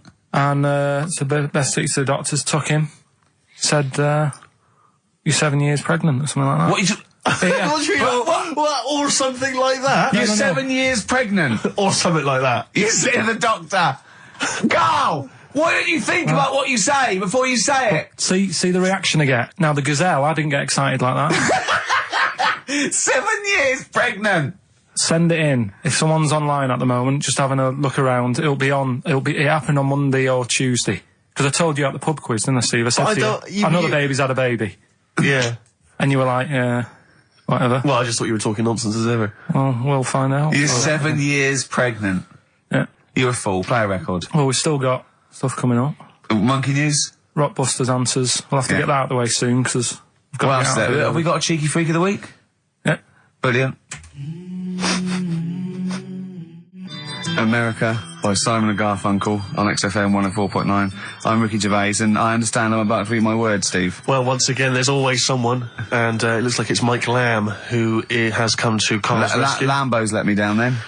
Doctors have removed a 4-pound baby boy from the stomach of his 7-year-old twin brother. Yeah. Alan Jan Niamatilev was born with the freak fetus growing inside him. For 7 years, it lived like a parasite until a school doctor became alarmed about Alan Jan's bulging tummy and took him to hospital. Surgeons who gave him a scan operated immediately, unaware that the baby was attached to the boy's blood vessels and still alive. They saved Alan Jan from certain death, but knew the 8-inch fetus was doomed. So there we are. Boy pregnant with his own twin brother by Barbara Davis. That was in the Mirror, apparently. So I've read on, and all the facts are right. They took him to school. The parents didn't realise. And that isn't even this week's Freak of the Week. I mean, you got that for free. You got that. You can have that. That's the free Freak of the Week. Free Freak of the That's, Week. that's giveaway. That's like 13.5% extra. Yeah. You know what I mean? That you might get with hairspray or something. So that, I mean, if that's just the throwaway Freak of the Week, there are 2 Freaks of the Weeks there. If those 2 free, I can't wait to see what the actual Freak of the Week is that people are paying for. Is it incredible, Carl? I'll tell you what, something else you can have for free. Go on.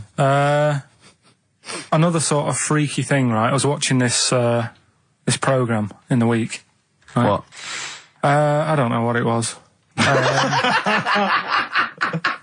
But it was about, I just saw this little fella on it, right? What do you mean, little fella? He was doing this history thing. Oh. Right? Yeah, I know what you mean. No. So, is this he's found out that a Viking was a bit like him? Yeah, that's it, yeah. He was boneless or something, or he's... Well, that's the weird thing. What do you think of that, Steve? He's what? He's boneless? No, he was called Harry the Boneless or something. Yeah, but you know what you're going to get there, don't you? That's what I mean. Always have a name, Elephant Man, you know. Harry the Boneless. Where is he? You know what I mean? I'm meeting someone, waiter, what's his name? He's called Harry the Boneless. He's over there flapping around. Yeah. He's over there in the bucket, having noodles. That's what I mean. But, do you reckon you could do that? Do you reckon you could have your bones taken out? I love talking to him! He's brilliant, it's like talking to a 5-year-old. I was asking Suzanne when she was watching it, and she was like, ask me later. Yeah, brilliant. She wanted to know about, What do you said? You were watching this programme about history, right? About Vikings. Something like that. You turned to your girlfriend and said, do you reckon you could have your bones taken out? Yeah. I love that. I mean, that is why you are my favourite. What do you mean you think you can have your bones taken out? Firstly, why would you have your bones taken out? If you've only got a small flat or something, and there isn't much room. Yeah. Right? And what I mean is, would all your organs still do the stuff? No, they wouldn't. You'd just be mush. Listen, I'll teach you something now, right? The skeleton, right? Spam. Yeah? Support, movement, anchorage. No, support, protection, anchorage, movement. Spam. That's what the bones do. Yeah? You couldn't stand up. You wouldn't be protected because they protect us rib cage, skull, of course. Anchorage, everything holds onto it. Every muscle is tethered to pull against something, like a crane, a pulley system, so you wouldn't be able to move at all. Do you know what I mean? So you'd be in a bucket. There'd be nothing, you'd die immediately, obviously. No, you can't have your bones taken out, Carl. I mean, why do you need to ask that question? Sorry, but Boneless Bob, or whatever his name was. Harry the Boneless. he presumably didn't have any bones. I mean, that's why he had that name, obviously. No, he did. No, he's got the name. Yeah, exactly. No, he was just... I've had an email here from Graham, Old Kent Road. He just says, I had a dream about Karl last night. Can I sue? I've no idea what he looks like, apart from the boldness, and yet he turns up in the middle of my dream. I don't need this, it's harassment. Yeah. But people are having dreams about you now, Karl. You actually, it's like you're one of something that was created by the Brothers Grimm. So, Karl, so this little Harry the Boneless, what was your point? Was that really your point? You wondered if you could live without bones? Yeah, I saw the little fella on this programme, and the presenter. Yeah, and he was a small fella, and he was talking about Harry the Boneless, and I thought, that's interesting little bit of science stuff. Yeah. Yeah. Well, yeah, that's about it on him, really. All right, well, that's just another bonus cheeky freak of the week, isn't it? That's not even the freak of the week either. No. That's still to come. So you've had a pregnant Siamese twin. I know, it's been mad. You've had a boneless fella and another fella talking about him. They're not even involved in freak of the week. No. This is getting mad. Play a record. Let's play a record. Let's have cheeky freak of the week afterwards, shall we? Yeah. Current single from Nick Cave. Can we do Monkey News first? I'd rather have a cheeky freak of the week. So, Karl, off you go. Well, we're not going to do Freak of the Week here, okay? Right? Because we've done quite a bit of that in the last 20 minutes. We've right? OD'd on freaks, you think? Yeah, sure. We'll just shift it a little bit. Okay. And I don't, like I keep saying, don't want people to be thinking we're sort of taking the mick out of anyone. No. Right? Because we're not about that. I feel like I can do a little bit of it because I work with you, Steve. Yeah. Right? Sure. It gives me that right. It's like a care worker. Yeah, I understand. Well, it's like that thing of You can't be homophobic because I've got a couple of gay mates and stuff. Sure. I think sort of gives me that edge. Yeah. Right? So you're not freakophobic because you work with Steve? No, that's right, yeah. So, yeah. Okay. Well, by that token, I should be able to sort of slag off, the mentally ill. Or at least mentally handicapped. Now, there's a term you don't hear very often.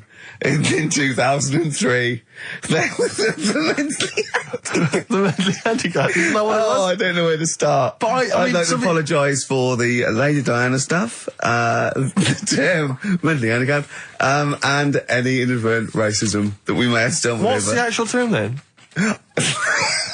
Is it retarded? Right, come on now. Oh, chimpanzee that! Monkey news, earlier than usual. Getting excited because it's this special time of the week where we get to talk about a cheeky freak of the week. Freak of the week's coming up now. Oh, cheeky freak of the week. Right, well, we've had some interesting things we've been looking at. This week, it's about the strangest couple that ever got married.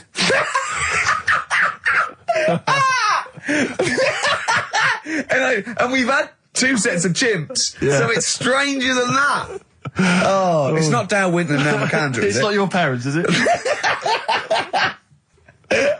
Well, we're going back again to about, I think this is about 19... something like that. 1940. Yeah, whatever. Whatever. Yeah. Strangest couple, a fella, right? He had the skin of a lizard. He had the skin of a lizard, okay. And the woman who he which married... he used as a condom. The woman who he married. Airiest woman ever. Right. And that was their act. They used to tour the world, and they'd say, it's like, couple who've met, they're having a great life. Let's get them out on stage, here they are. And they'd what do you mean out. he had a skin of a lizard, first of all? That's what he said. He had some sort of some illness. So he was called Lizard Man, and you like that because it was good description. I thought that's good. I'm here. Hello, dude, we've booked a table for 2. Who are you meeting? I'm meeting Lizard Man. Oh, he's over there. Yeah. You know he is, right? Yeah. I'm meeting the hairiest woman in the world. She's over there. Yeah. Yeah. So what did they do for their act? Bear in mind that we had some Siamese twins last week, and their act was having a bath. Yeah. So I hope it's an improvement on that. What did Lizard Man? He came out and ate some flies, did he? I don't really know. I just think they stood there and that. Yeah, when you read this and it goes the most interesting fact ever, Lizard Man, and you go, that's enough. That's enough. I can extrapolate from that. Well, straight away I'm thinking, right, I wonder if they got the wedding photos. Right? And then, like you said, that they had a kid. Oh, what would that be like?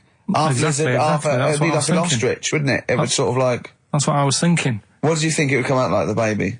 I didn't think what that looked like. I just was thinking, parents' evening. Do you know what I mean? You wouldn't want them coming up to the school, would you? So little Johnny, who starts off relatively normal, he's quite good at, he's good at nature, isn't he? And his mum and dad come into the room and they'd be looking round, wouldn't they? Well, it's always like that thing at school when, like, you find out your mate's mum and dad are really old. Right, Have you ever seen that? Yeah. When you go, your gran and granddad bought you? Yeah. No, mum and dad. Yeah. And you go, It is weird. What's that we're talking about? He calls him mum. What was that? Oh, sorry. Do you know what I mean? Yeah, no, that's always strange. If you had Godzilla and King Kong as your parents, and it was they're always fighting. They're always fighting, and like you say, you're in a school play or something. You wouldn't tell them, would you? You wouldn't want him coming up with a video camera. He didn't tell his parents he was in the... Well, exactly. You did Little Donkey, and you didn't tell your dad, did you? And he came along and videoed it. Yeah. Kept it quiet, don't want him to know anything. But you didn't... What was it was meant to be playing? You had a little drum, didn't you? Yeah, I was doing... I had a little drum. I think it was meant to be playing We Three Kings. Yeah. But we started doing Little Donkey, and I thought, I can add a touch to this. Sure, you improvise. Started playing along. It was like the first remix, wasn't it? It went down well. But yeah, that's all I was thinking with the Freak of the Week this week. That's what I'm saying about Freak of the Week. It's to get people thinking, right? Thinking how lucky they are. That, they don't have to... comb their face. What are you talking about? What do you mean Freak of the Week is to let people know how lucky they are? Just... What about the little freak you're talking about? What are they thinking? They're going, oh, he's talking about me. I'm a little hairy lizard man on a stick. Pop in, give us a call. I thought, you know, that's what I'd like to do on a TV programme. That's what I want to do. I want to go and, like, meet these people and say, right, let's just go shopping. Let's, you know, we'll film what your normal day's like. Yeah. Let's pop out. Nip into Sainsbury's or whatever. Yeah. You know, buy a comb. Park right up close to it. You know what I mean? Yeah, yeah. So what you're saying is you just want to get a little message out there, which is that there's always someone worse off than you. Well, there's proof of that in this room. You know what I mean? Oh, Carl, when's your train? In a minute, I'm going to get going now. I'll see you later. Thanks, Carl. Brilliant. What are you playing? You can play a song? Kirsty MacColl. Yeah. I'll see you later. Kirsty MacColl, New England. Karl Pilkington has left the building. He's rushed away. He's on his way down to Cornwall. And we're left by ourselves. Indeed. In the room. See, if we can do this... If we can press all the buttons and not make any mistakes, strictly speaking, there's no need for Karl. I don't mind if we make mistakes. Well, no, exactly. We never worried in the old days. No, sure. I think Karl is going to love Cornwall. Because I think, one, the mayor is probably an animal. Yes. And I imagine the townsfolk think like Karl. Yeah. Do you know what I mean? I imagine he'll stay there. He'll be made king. Have you ever seen Return of the Jedi? In Return of the Jedi, the Ewoks, the little furry creatures, they see C-3PO, and because he can talk and he can speak their language, they actually elevate him to godlike status. What are you doing here? Hooray! He's back. What are you doing? You could have stayed till the end. I'll see you later. What are you doing? What are you doing? Right. Right, well, there he is. He's on his way. Yeah, if you're listening online in Cornwall, I mean, I can't imagine that's ever going to happen. But, you know... on a clothesline with a bean tin at one end and a big bean tin in London. Or if I'm cool in London. Yeah, or if the foil helmet you wear to fend off laser rays from aliens out of space are somehow picking up the show, then Carl's on his way. Look forward to meet the bold one. Because he's got a sort of like, you know, the obligatory sort of red face that would go well down there now. Because I think he's been out in the sun, or he was... pre-boiled when he came in. But he's rushing down to Cornwall now, going from Paddington Station. So, you know... If you're in the Paddington Station area, you want to pop down there and sort of wave him off, then do. Yeah. Don't be afraid. That's not a dirty sexual act. Wave him off. Yeah, I'd love to wave him off. Did you have a good holiday, Karl? Yeah, it was alright. It's alright. Went down to Cornwall. Now you're going to the monkey some odd sanctuary. people down there, Steve. Well, don't look at me, I'm not from Cornwall. Well, you're from that sort of area. Well, not really, but never genetically he means. Right. They're weird. Well, you must have slotted right in. What are they weird? What do they look like? Just all sort of odd people. A lot of old people, but not just old, sort of messed up old. What do you mean messed up old? You can't just say that. There was a woman with a funny neck. Okay, in what way was it funny? What did she have a funny neck? If you were writing an essay, you wouldn't say there was this woman with a funny neck. How would you describe it? She sort of had her head like pointed down all the time. Like Don't do it. It's his radio. No, but just for you, I do like that. Walking about like that. Yeah. Okay. Right. So brilliant. I don't know. I was saying to Suzanne, what happened? You know, what do you think? Because Suzanne knows everything. That's the good thing about her being with you. You just ask her what happened to her, and Suzanne goes, "Karl, I don't know. Yeah. I haven't been here before." Suzanne, your girlfriend, or mummy as you call her. Oh, sparks are flying. Yeah. I got a little bit of chocolate. Can you just lick a tissue and wipe it off? Oh. Well, she said it might have been like, because back in the olden days, they carried stuff on the... The olden days? What do you mean the olden days? This woman was probably, what, 50? No, she looked about 70. Yeah. But like I do on Cheeky Freak of the Week, right? I always turn it round and we get, like, something good out of it. Something positive, yeah. I said to Suzanne, I bet she finds a lot of money. Sure. Yeah! Always staring at the ground, yeah. Oh, so dear. It was always good. So, maybe she just had new shoes and she was admiring them. Yeah. Did you think of that? Before you point the finger and judge? Mm. Or a necklace was too heavy. Exactly. So, you're back refreshed. Right, come on, Karl, we've got a lot to fit in now. We've insulted a lot of people. Only about 25 minutes to go. We've got monkey news, we've got rockbusters. Have we got a Cheeky Freak of the Week this week? Could cram it in, see how we do.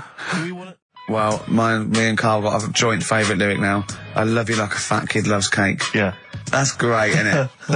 I mean, I like it because it's funny and humorous and cheeky. You like it because it means something, don't you? You think that's the absolute truth. If someone was to say that to you, that would be the most romantic thing they could say in it, because it's... No, I'm just thinking that's, you know what it means. It's like the Elephant Man, right? The Elephant Man, that's what he's called. Again, you know what you're going to get. The fat kid loves cake. You've said it all, you don't have to say any more. I can't believe it. I'll tell you what made his day the other day. I love it. Jonathan Ross said The Elephant Man is one of the best films ever made. Yeah. Endorsed by a celebrity. I know. Well, by a film buff, really. It is good though, isn't it? It is a very good film, yeah. We have got Cheeky Freak of the Week. Oh, right. There's been a lot of stuff going on this week. In the freak world? Yeah. Is it really? Yeah, there's loads. I mean, stuff that we can... The one that hasn't made it. God, this is what hasn't made it, so we'll judge it on that. Go on. There's a woman, right? Do you know how, I mean, in a way, I thought Elephant Man, it was a bit tight. Right. It's quite a lot of money in that. So she hasn't even got to go out on the road anymore, like in the old days? No, that's what annoyed me. It's like, well, you could get to them faster. You go and see them if they're paying the money. Sure. Oh. But yeah, there's... What she could do is go in and buy a pair of shoes, right, and then nick one on the way out, because they only put one out, don't they? Good idea. So she could get, you know, 3 for the price of 2. Just one of the many perks of having Just 3 one legs. of the perks of having 3 legs. The other one is, I mean, keepy uppy. But she'd be good at that. Shouldn't do that. She just stays at home and puts her feet up. But anyway, that's not even Cheeky Freak of the Week. That's coming up later. Oh, brilliant. Steve, you're thinking of taking over as producer, aren't you? Well, I just think it's a shambles. I've asked for Cheeky Freak of the Week, and it appears that Carl's not ready. He's not prepared. No, I can sort of remember it. It's just that I like to have all the information. Contempt for But the you've listener. just had a whole bunch of adverts and placebo in order to get it ready. We're shouting, we're having a shout and that. Right, do you want to sort yourself out in future? Yeah. Someone this is what we were chatting about. Someone emailed in about they watched the £200 tumour thing, and when it was removed, it was carried away in a wheelbarrow, right? Karl said, what, even when she had it removed, she still carried it round in a wheelbarrow? And he went, I thought it's sort of like she'd become attached to it. I mean, you definitely are my favourite thing in the world. It's great. Look at the way he's looking back. But I think they're all the same. The people, I mean, I have had more emails about people saying I watched the £200 tumour and I shaved me arse than anything else. When we ask questions about science, Shakespeare, we talk, yeah.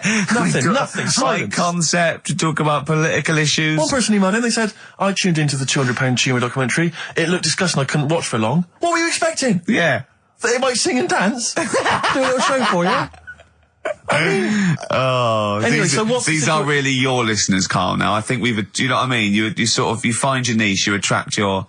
I think me and Steve are pretty much just here. I think the people that we had in the early days, Rick, they've long since abandoned us. They jumped ship. They've got jobs. Yeah, they've got jobs. They're out now. They've been released. Exactly. Yeah, they're getting their life back together. Carl, Come on, what's the situation with Cheeky Freak? I've got like a couple of bits. Like I say, I haven't got the in-depth stuff that I know. Oh no, because usually it's it's Heavily pretty scientific. Exactly. Yeah. Do the jingle. We've come up with a new one, haven't we? The Freak, say chic. Cheeky Freak of the Week.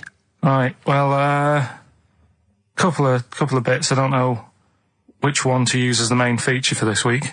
It's that good, is it? Well, there's been another one born. What? Little kid. Who on? 4 eyes. Insult. Just a guy who wears glasses. Come on. 4 eyes, 2 noses, 2 mouths. That's weird, isn't it? This bloke, did he also have 2 heads, 2 bodies? Sort of born sort of slightly separately? He wasn't stood next to a mirror? No. It's weird, that, isn't it? That's all you've got. I love that. That's weird. That. Imagine the doctor said that. Well, Mrs. Parks, kid's got 4 eyes and 2 noses. Weird, isn't it? Any clues? Any clues? Being like her. 2 mouths. 4 eyes. What would that be like? Mad, innit? I don't know what this feature is. I don't know why. Is there another one? Is that, you said I mean, I hope everyone took the opportunity there during that silence to just think about what it would be like. I know I was. What? Could she talk with a mouthful? What? Is that allowed? Because she's got 2 mouths. Yeah. Would that be alright in her house? She'd be eating Yeah, she can talk with one mouth and eat with the other, I well, suppose. listen, the main one, right? You've thought about that, that's good. The main Cheeky Freak of the Week, I haven't got all the details. Smallest person ever. Right? How big would you say that is? Carl is now sort of like holding his hands up like a fisherman, long ways. That's about 1 foot. Right. Smallest man in the world. I printed the thing off and I can't find it. There's a little picture of him. Right. The odd thing was... But why have you asked me how... Did it say, or was it a picture of him? I didn't really read it. Of course you didn't. Jesus. I just saw it and thought, oh, that's... What, you straight away assumed it was natural size? It was that big. But what do you mean it was that big? Little fella, like that. But why are you doing that? What? It was a page with a little fella. How do you know that was natural size? No, it was, because he said it's world's smallest man. And the funny thing is, I've read the first line, I always read the first line, it said world's smallest man. Well done. The weird thing is, he got an head like a light bulb. The shape of it, apparently. I don't know if that's got anything to do with his shape and face. God. That big. His name's Mr. Watts. And the annoying thing is, what got me is, if you're that big, right, don't have your picture taken next to a fruit bowl. Why was he having his photo taken next to a fruit bowl? Don't know. Whoever the photographer was, obviously having a bit of a laugh. Yeah. At his expense. Because you would just stand in the middle of nowhere, you'd look normal and that, but he was stood there, just leaning on an apple. Leaning on an apple? What is this? In what world do you inhabit? This was on the internet. Leaning on an apple? Was it Tom Thumb? What is this? Are you sure it wasn't some sort of sci-fi show they were advertising? No, it was leaning on it. Can you just lean on the apple? Just lean on the apple there. Do me a favour, you stand next to my chihuahua. You're not taking the piss, are you? No, not at all, no. Would you mind leaning on this matchbox? Yeah. Leaning on an apple. And that's what, so he just said he's the world's smallest man, leaning on an apple. Smallest man, said about his head being like a light bulb, I don't know what that meant. And I just thought, right, that'll do, that's that sorted, Cheeky Rig of the Week done. I think that was on like Monday. Right? I found that, I thought that's done. Printed it off, forgot to get it off the photocopier. Someone's nicked it. Play a record. You got to... You know, it's just... Steve. No, can I just say no, Carl, please, if I say, let's have Cheeky Freak of the Week, and you haven't done your research, you haven't got the information, just tell us you can't do it. But don't lead us on. Don't say this on radio, hold your hand up to me and go, how tall is that? It's nothing. That's this radio. Is nothing. It's nothing. I think it was that big because he was leaning on an apple. It's not enough information. But imagine Trevor McDonald coming on, going, some news, some stuff. How big's that? How big do you think that is? Yeah. Because there was a fella, coming up after Chris Tarrant. Play a record. I'm angry. I'm actually angry. And if Monkey News is in any way similar, you've really pulled your finger out with that, have you? Mm-hmm. Good. Let's have Rockbusters answers next. Silence is easy. Star Sailor on XFM 104.9. Right, it's the quiz of the week. If you want to go out and do some shopping, this is probably a good time, and come back again for about 15:15. But don't forget, what I will say is, even though these clues, we're going to do songs of phrase, by the way, where Karl picks out a phrase that he might have said once, tries to find words from songs to put it together. You've got to guess as many as you can, song or artist, I can't remember. But even though you might look at it and go, that's mental, I don't know any of them, you might win if you get 2 right. I mean, I think the winner last week got about 3 out of 3 Well, or I have 7. to be honest with you, I mean, last week, Rockbusters, surprisingly, was a very, very popular quiz. Yeah. It just happened to be awful. Yeah. This one is pitiful. I mean, it's truly atrocious. Yeah. And it really doesn't even have a fan base. I mean, there's no one championing this one, Carl. Last week, seriously, mate, I got about Carl's face. 7 or 8 replies. Oh, God, that's terrible. That was like when you told a kid that you couldn't afford a Christmas present this year. Look at his face. Yeah, he is a bit distraught. Carl, it's like Chris Evans' face when they said they were cancelling Girls and Boys. It's like, look, but I can come up with great TV game shows like that. No, you can't, Chris. Not anymore. Oh, his little glasses slid down his nose. I'm the guy who don't forget your toothbrush. Yeah. What that money you owe me? No, you owe us. Oh, believe it. All right. So, will I just play it to you and whatever, Carl? Try and work out what the phrase is? Sorry, it's a phrase that might have once been uttered on this show. It was said last week. Oh, right. All right. Okay. Brilliant. All right. Here we go. I know you're just 16, but looking all of 21.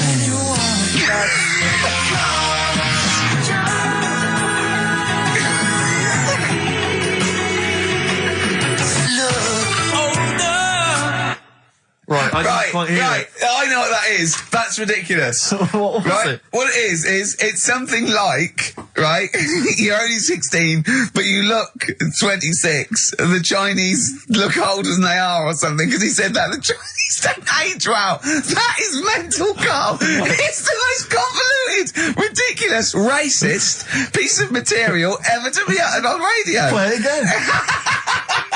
I know you're just 16, but looking all of 21. That's...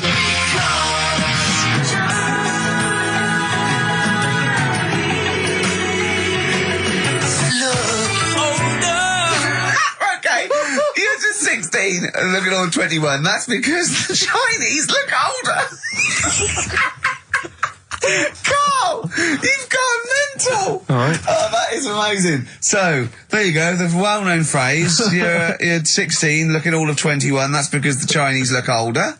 Well-known phrase there, sweeping the nation. That'll be up there with "was up," and "shut that door." If they do a poll. Right.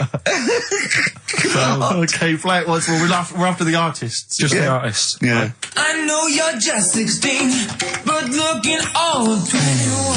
That's...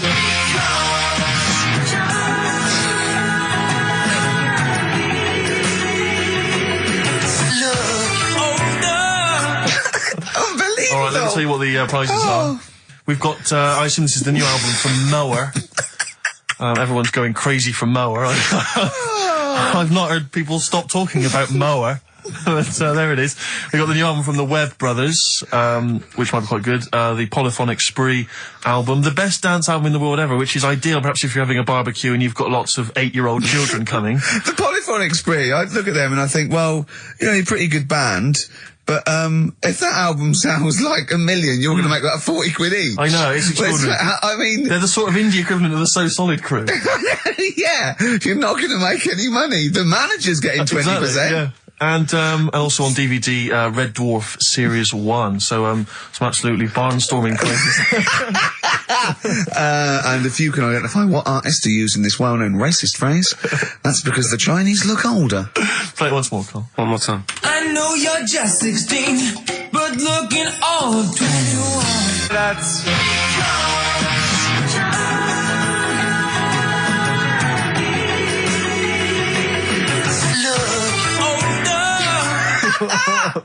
Oh, Ricky.Gervais at XFM.co.uk. Play a record. This is radio. Panic, the Smiths on XFM 104.9. Well, we've done the first half hour, which is mainly genital related. Then we've kicked in with some racism. You have to guess what artist. It seems just a couple of emails just to update you on what's coming in here. Go on. Natasha has emailed us. She says that she's of Chinese origin, and at 27 she often got mistaken for 24. So your notion that Chinese people don't age well is obviously factually incorrect. Yeah, well, we didn't need... Thank you for phoning, but I mean, honestly, trust us, Natasha, we didn't need you to tell us that. We know Carl is talking absolute nonsense. Wait till you get to 30. Oh dear, no, this is quite a nice email from Paul. He says, let Carl know that I have a Chinese friend called Oi. Imagine the confusing and amusing situations we get into. We're out and about in busy Soho. Does his surname come here? Lightning wit from Carl. Wait Nice. till you're 30. Yeah, I know. Brilliant. But no, actually, we've had a surprising response to Songs of Phrase this week, despite the fact everyone has agreed that it's racialist. They've nevertheless had a go. So keep your answers coming in, because we may as well. You're a hit, Carl. You're a hit. What? We still got monkey news. Yeah, don't worry. Oh no, we got to do. Oh look, play a record. We got to do the results, and then we got to do monkey news. Could we quickly do the results? Well, you say we've got to do the results. There's not people hanging on for them. Let's do it. Just knock it out there before. Well, let's play a tune. Let's come out and do it. Eddie Hot Rods, yeah, surely. Carl, quick, the results, then monkey news. I need some monkey news, but I need the results first. Right, play it again and give the answers. Here we go. Songs of Phrase. Songs of Phrase. Name the artist. Name the artist. I know you're just 16, but looking all of 21. Hue and Cry. That's... Who's that? Hang on. It's not our fault. Well, that's Philip Bailey again. That's too little. Right, it was... That was Roxette. The Look. Yeah. Right, we had You and Cry started it off. Yeah. 16. That was Dean Martin. Because Jane's Addiction. Yeah. Because Chinese, Philip Bailey. Philip Bailey, that's second outing he's had. Last one we used him for Chinese, where there was a hairy Chinese kid. He's never got so many royalties being used in racist game shows. Brilliant. Then Roxette and finishing with George Michael. Oh dear. So brilliant. Who's the winner? Well, the winner, actually, it looks to me like he's got all of them here, from Bognor Regis. It's Stuart Birch. Well done, Stuart, and you get that bag of tat. Bognor Regis. Yep. Oh, just need his address. Takes me back as well. Yeah, if you just email in your address, Stuart, and you can have those goodies. If you're not interested, don't bother. Do you want to do you want to set up Songs of Phrase? Yeah. Oh, God. If you've not heard the show before... I thought we weren't doing this week. I thought we weren't. No, we'll do it once, right? And then next week's the last one, so we'll do Rockbusters. That might be the last one ever, depending on whether Karl decides to come back in October or not. Exactly. I'm bored of it. I told you I'm bored of it. Why are you bored with it? I get bored quick with stuff. Yeah. I told Suzanne the other night, and I thought she was, that I haven't got rid of her yet. She's, you know what I mean? Things... Did you put on her soft music though first, didn't you? You didn't just start getting that around. You know you're a very lucky girl. Sorry? Well, I usually get bored with you and that. Yeah. Oh, dude. You're lucky you haven't pissed off. Yeah. Do you want to open the champagne or what? Well, she was annoyed the other night. What's that on your ear? Don't worry about it. Where'd you get out? We're walking to the pictures, right? To go and see Bruce Almighty. Sure. Why? And, just something to say, innit? Yeah. So you were trying to sneak in the back. So, on the way, cutting across Leicester Square, and those fellas who sell roses, he comes over, do you want one? I said, don't do that, she's allergic to them. Right, so he'd go away. Yeah. She got all annoyed about that. Because she's not allergic to them. Well, she's not allergic now, but they're about £3 each. But the point of that, Karl, is not that she really wants a rose, it's that you're willing to spend £3 on her. Taking us to the pictures. How much was that? That was £8 each. Did you pay for it though? But didn't you ever... If I know you had her dressed up as a small child. yeah. Me and my son, please. Or you made her sit on your shoulders and wear a long coat. Yeah, exactly. Anyway, listen, Songs of Phrase then. You paid for her to go in and then you went and had a pint while she watched it. Yeah, there's no point both of us seeing it, but tell me about it. Tell me what it's like. Oh, right, Songs of Phrase. So let's explain what Songs of Phrase is. You do it. Okay. Oh, really? If you think that Karl is bored with life, then you will be even more bored once you have heard this particular quiz. The gist of it is that Karl has taken a well-known phrase or saying... no, stop you there. Not a well-known phrase. Something that he said once. On this show. Yeah, probably. And he's somehow compiled together a number of different songs which have somehow built up that particular phrase or sentence. If it's anything about Chinese people, Philip Bailey will be involved. That's all I can say. Okay, let's hear it then, Karl.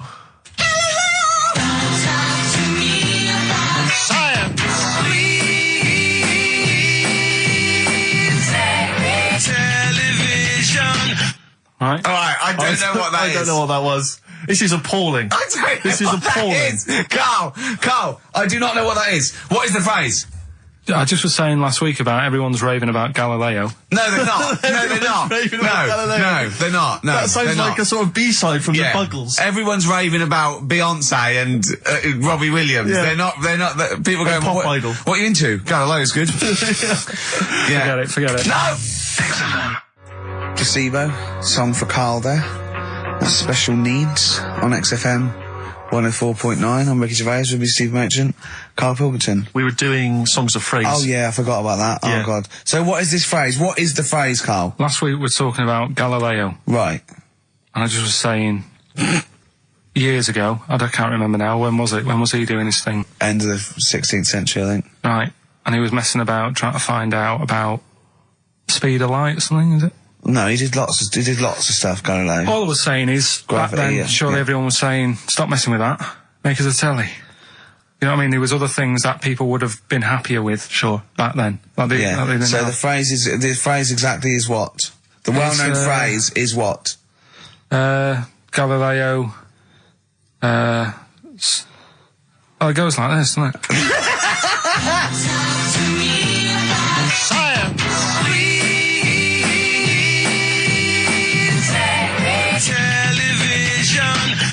Right. So it's Galileo's stop talking to me about science. Make me television. Make me television. Yeah. So you email in with the bands and that. Brilliant. Right, let's... that is rock bottom. I mean, the well-known phrase being Galileo, stop talking to me about science, make me television. As a well-known phrase, is one of the weirdest things I've... Forget jizz out of windows and things like that. That is the weirdest thing I've heard on radio as a competition. Can we have that one next week? Okay, well here are the prizes. If you think, Rick, if you think the quiz has hit rock bottom, wait till I tell you these prizes. No, brilliant. I know that we're very much pushing new music on XFM, and it's an alternative music station, so you'll be pleased that we're giving away now That's What I Call Music 55, featuring the likes of Busted and Daniel Bedingfield. Brilliant. You really know how to cater to our audience, don't you? The best dance album in the world, that includes DJ Sammy, Scooter, and Liberty X on there. So look forward to that. Yeah. This is not so bad. Nick Cave and the Bad Seeds, a live DVD of a, a performance, and some, pardon me again, but, anyway. That basically sums up the prizes. So, I won't tell you the rest, they're all monotonous. But, anyway, I think those crisps, Rick, have gone down the wrong way. Although I was eating goulash earlier. Sorry. I'm fine. So anyway, yeah, that's some of the prizes. And you can win some tat. So if you can identify these artists. The well-known phrase, Galileo, stop talking to me about science, make me television.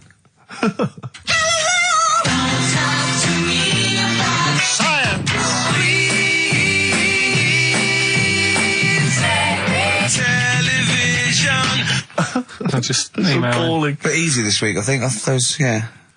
Play a record, Carl. I mean, it's ridiculous. Ricky.gervais@xfm.co.uk. The Pixies.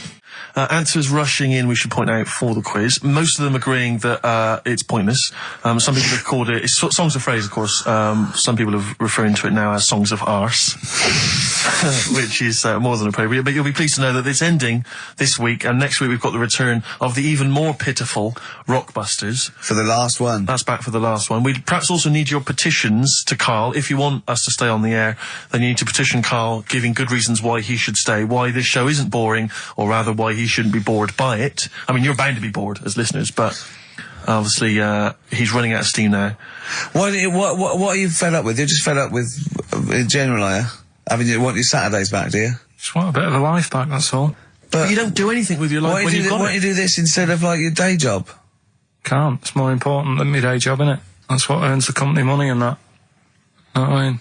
Well. So... Why don't you do a regular show then? Sack someone who's, quite frankly, not putting in the way. I've done that. I did that years ago. What do you mean? Done it. Told you, I've done a lot of stuff. Boxing, done. Tick. Dancing, done. No, you turned up, the place was shut. Yeah, but... Dancing? When did you do dancing? That's when he went and said, I want to do dancing, and he went along to the place, and it was shut, and that was it. And he said, I didn't do it anymore. That's not doing it, is it? Boxing, he had a fight with one lad, then the lad beat him up, and he didn't go again. Oh dear, it's pathetic. Well, anyway, yeah, so this is basically our penultimate show. Next week's the final, and we're all looking forward to that enormously. Yeah. But that may be it forever then, and this all for one, one for all for one. The Three Musketeers, gone forever. Yeah. I, for one, will be pleased. Oh, I have to get some of these taped, because I like coming in and sort of, Incidentally, Rick, don't be afraid to nick as many CDs as you see fit on that last show. People have already nicked them. No, I know, but just take whatever you want. That 4 Non-Blondes is still there, isn't it? I think it's still there. Because I don't want that to be nicked. Yeah. And I got a feeling, because I don't think there's any Smiths in the library, but there's quite a lot of Gina G. Really? What? What was that sigh for? Nothing. What? Ooh. Play a record. Monkey News is on the way, plus the results. This isn't radio. You've got to keep talking or playing music. Play some music? Yeah. I was going to say the winner. I don't think anyone cares. Oh, come on. Someone got all of them, didn't they? Well, okay, play it again then. This was Songs of Phrase. You did this. The well-known phrase is Galileo, stop talking about science, make me television.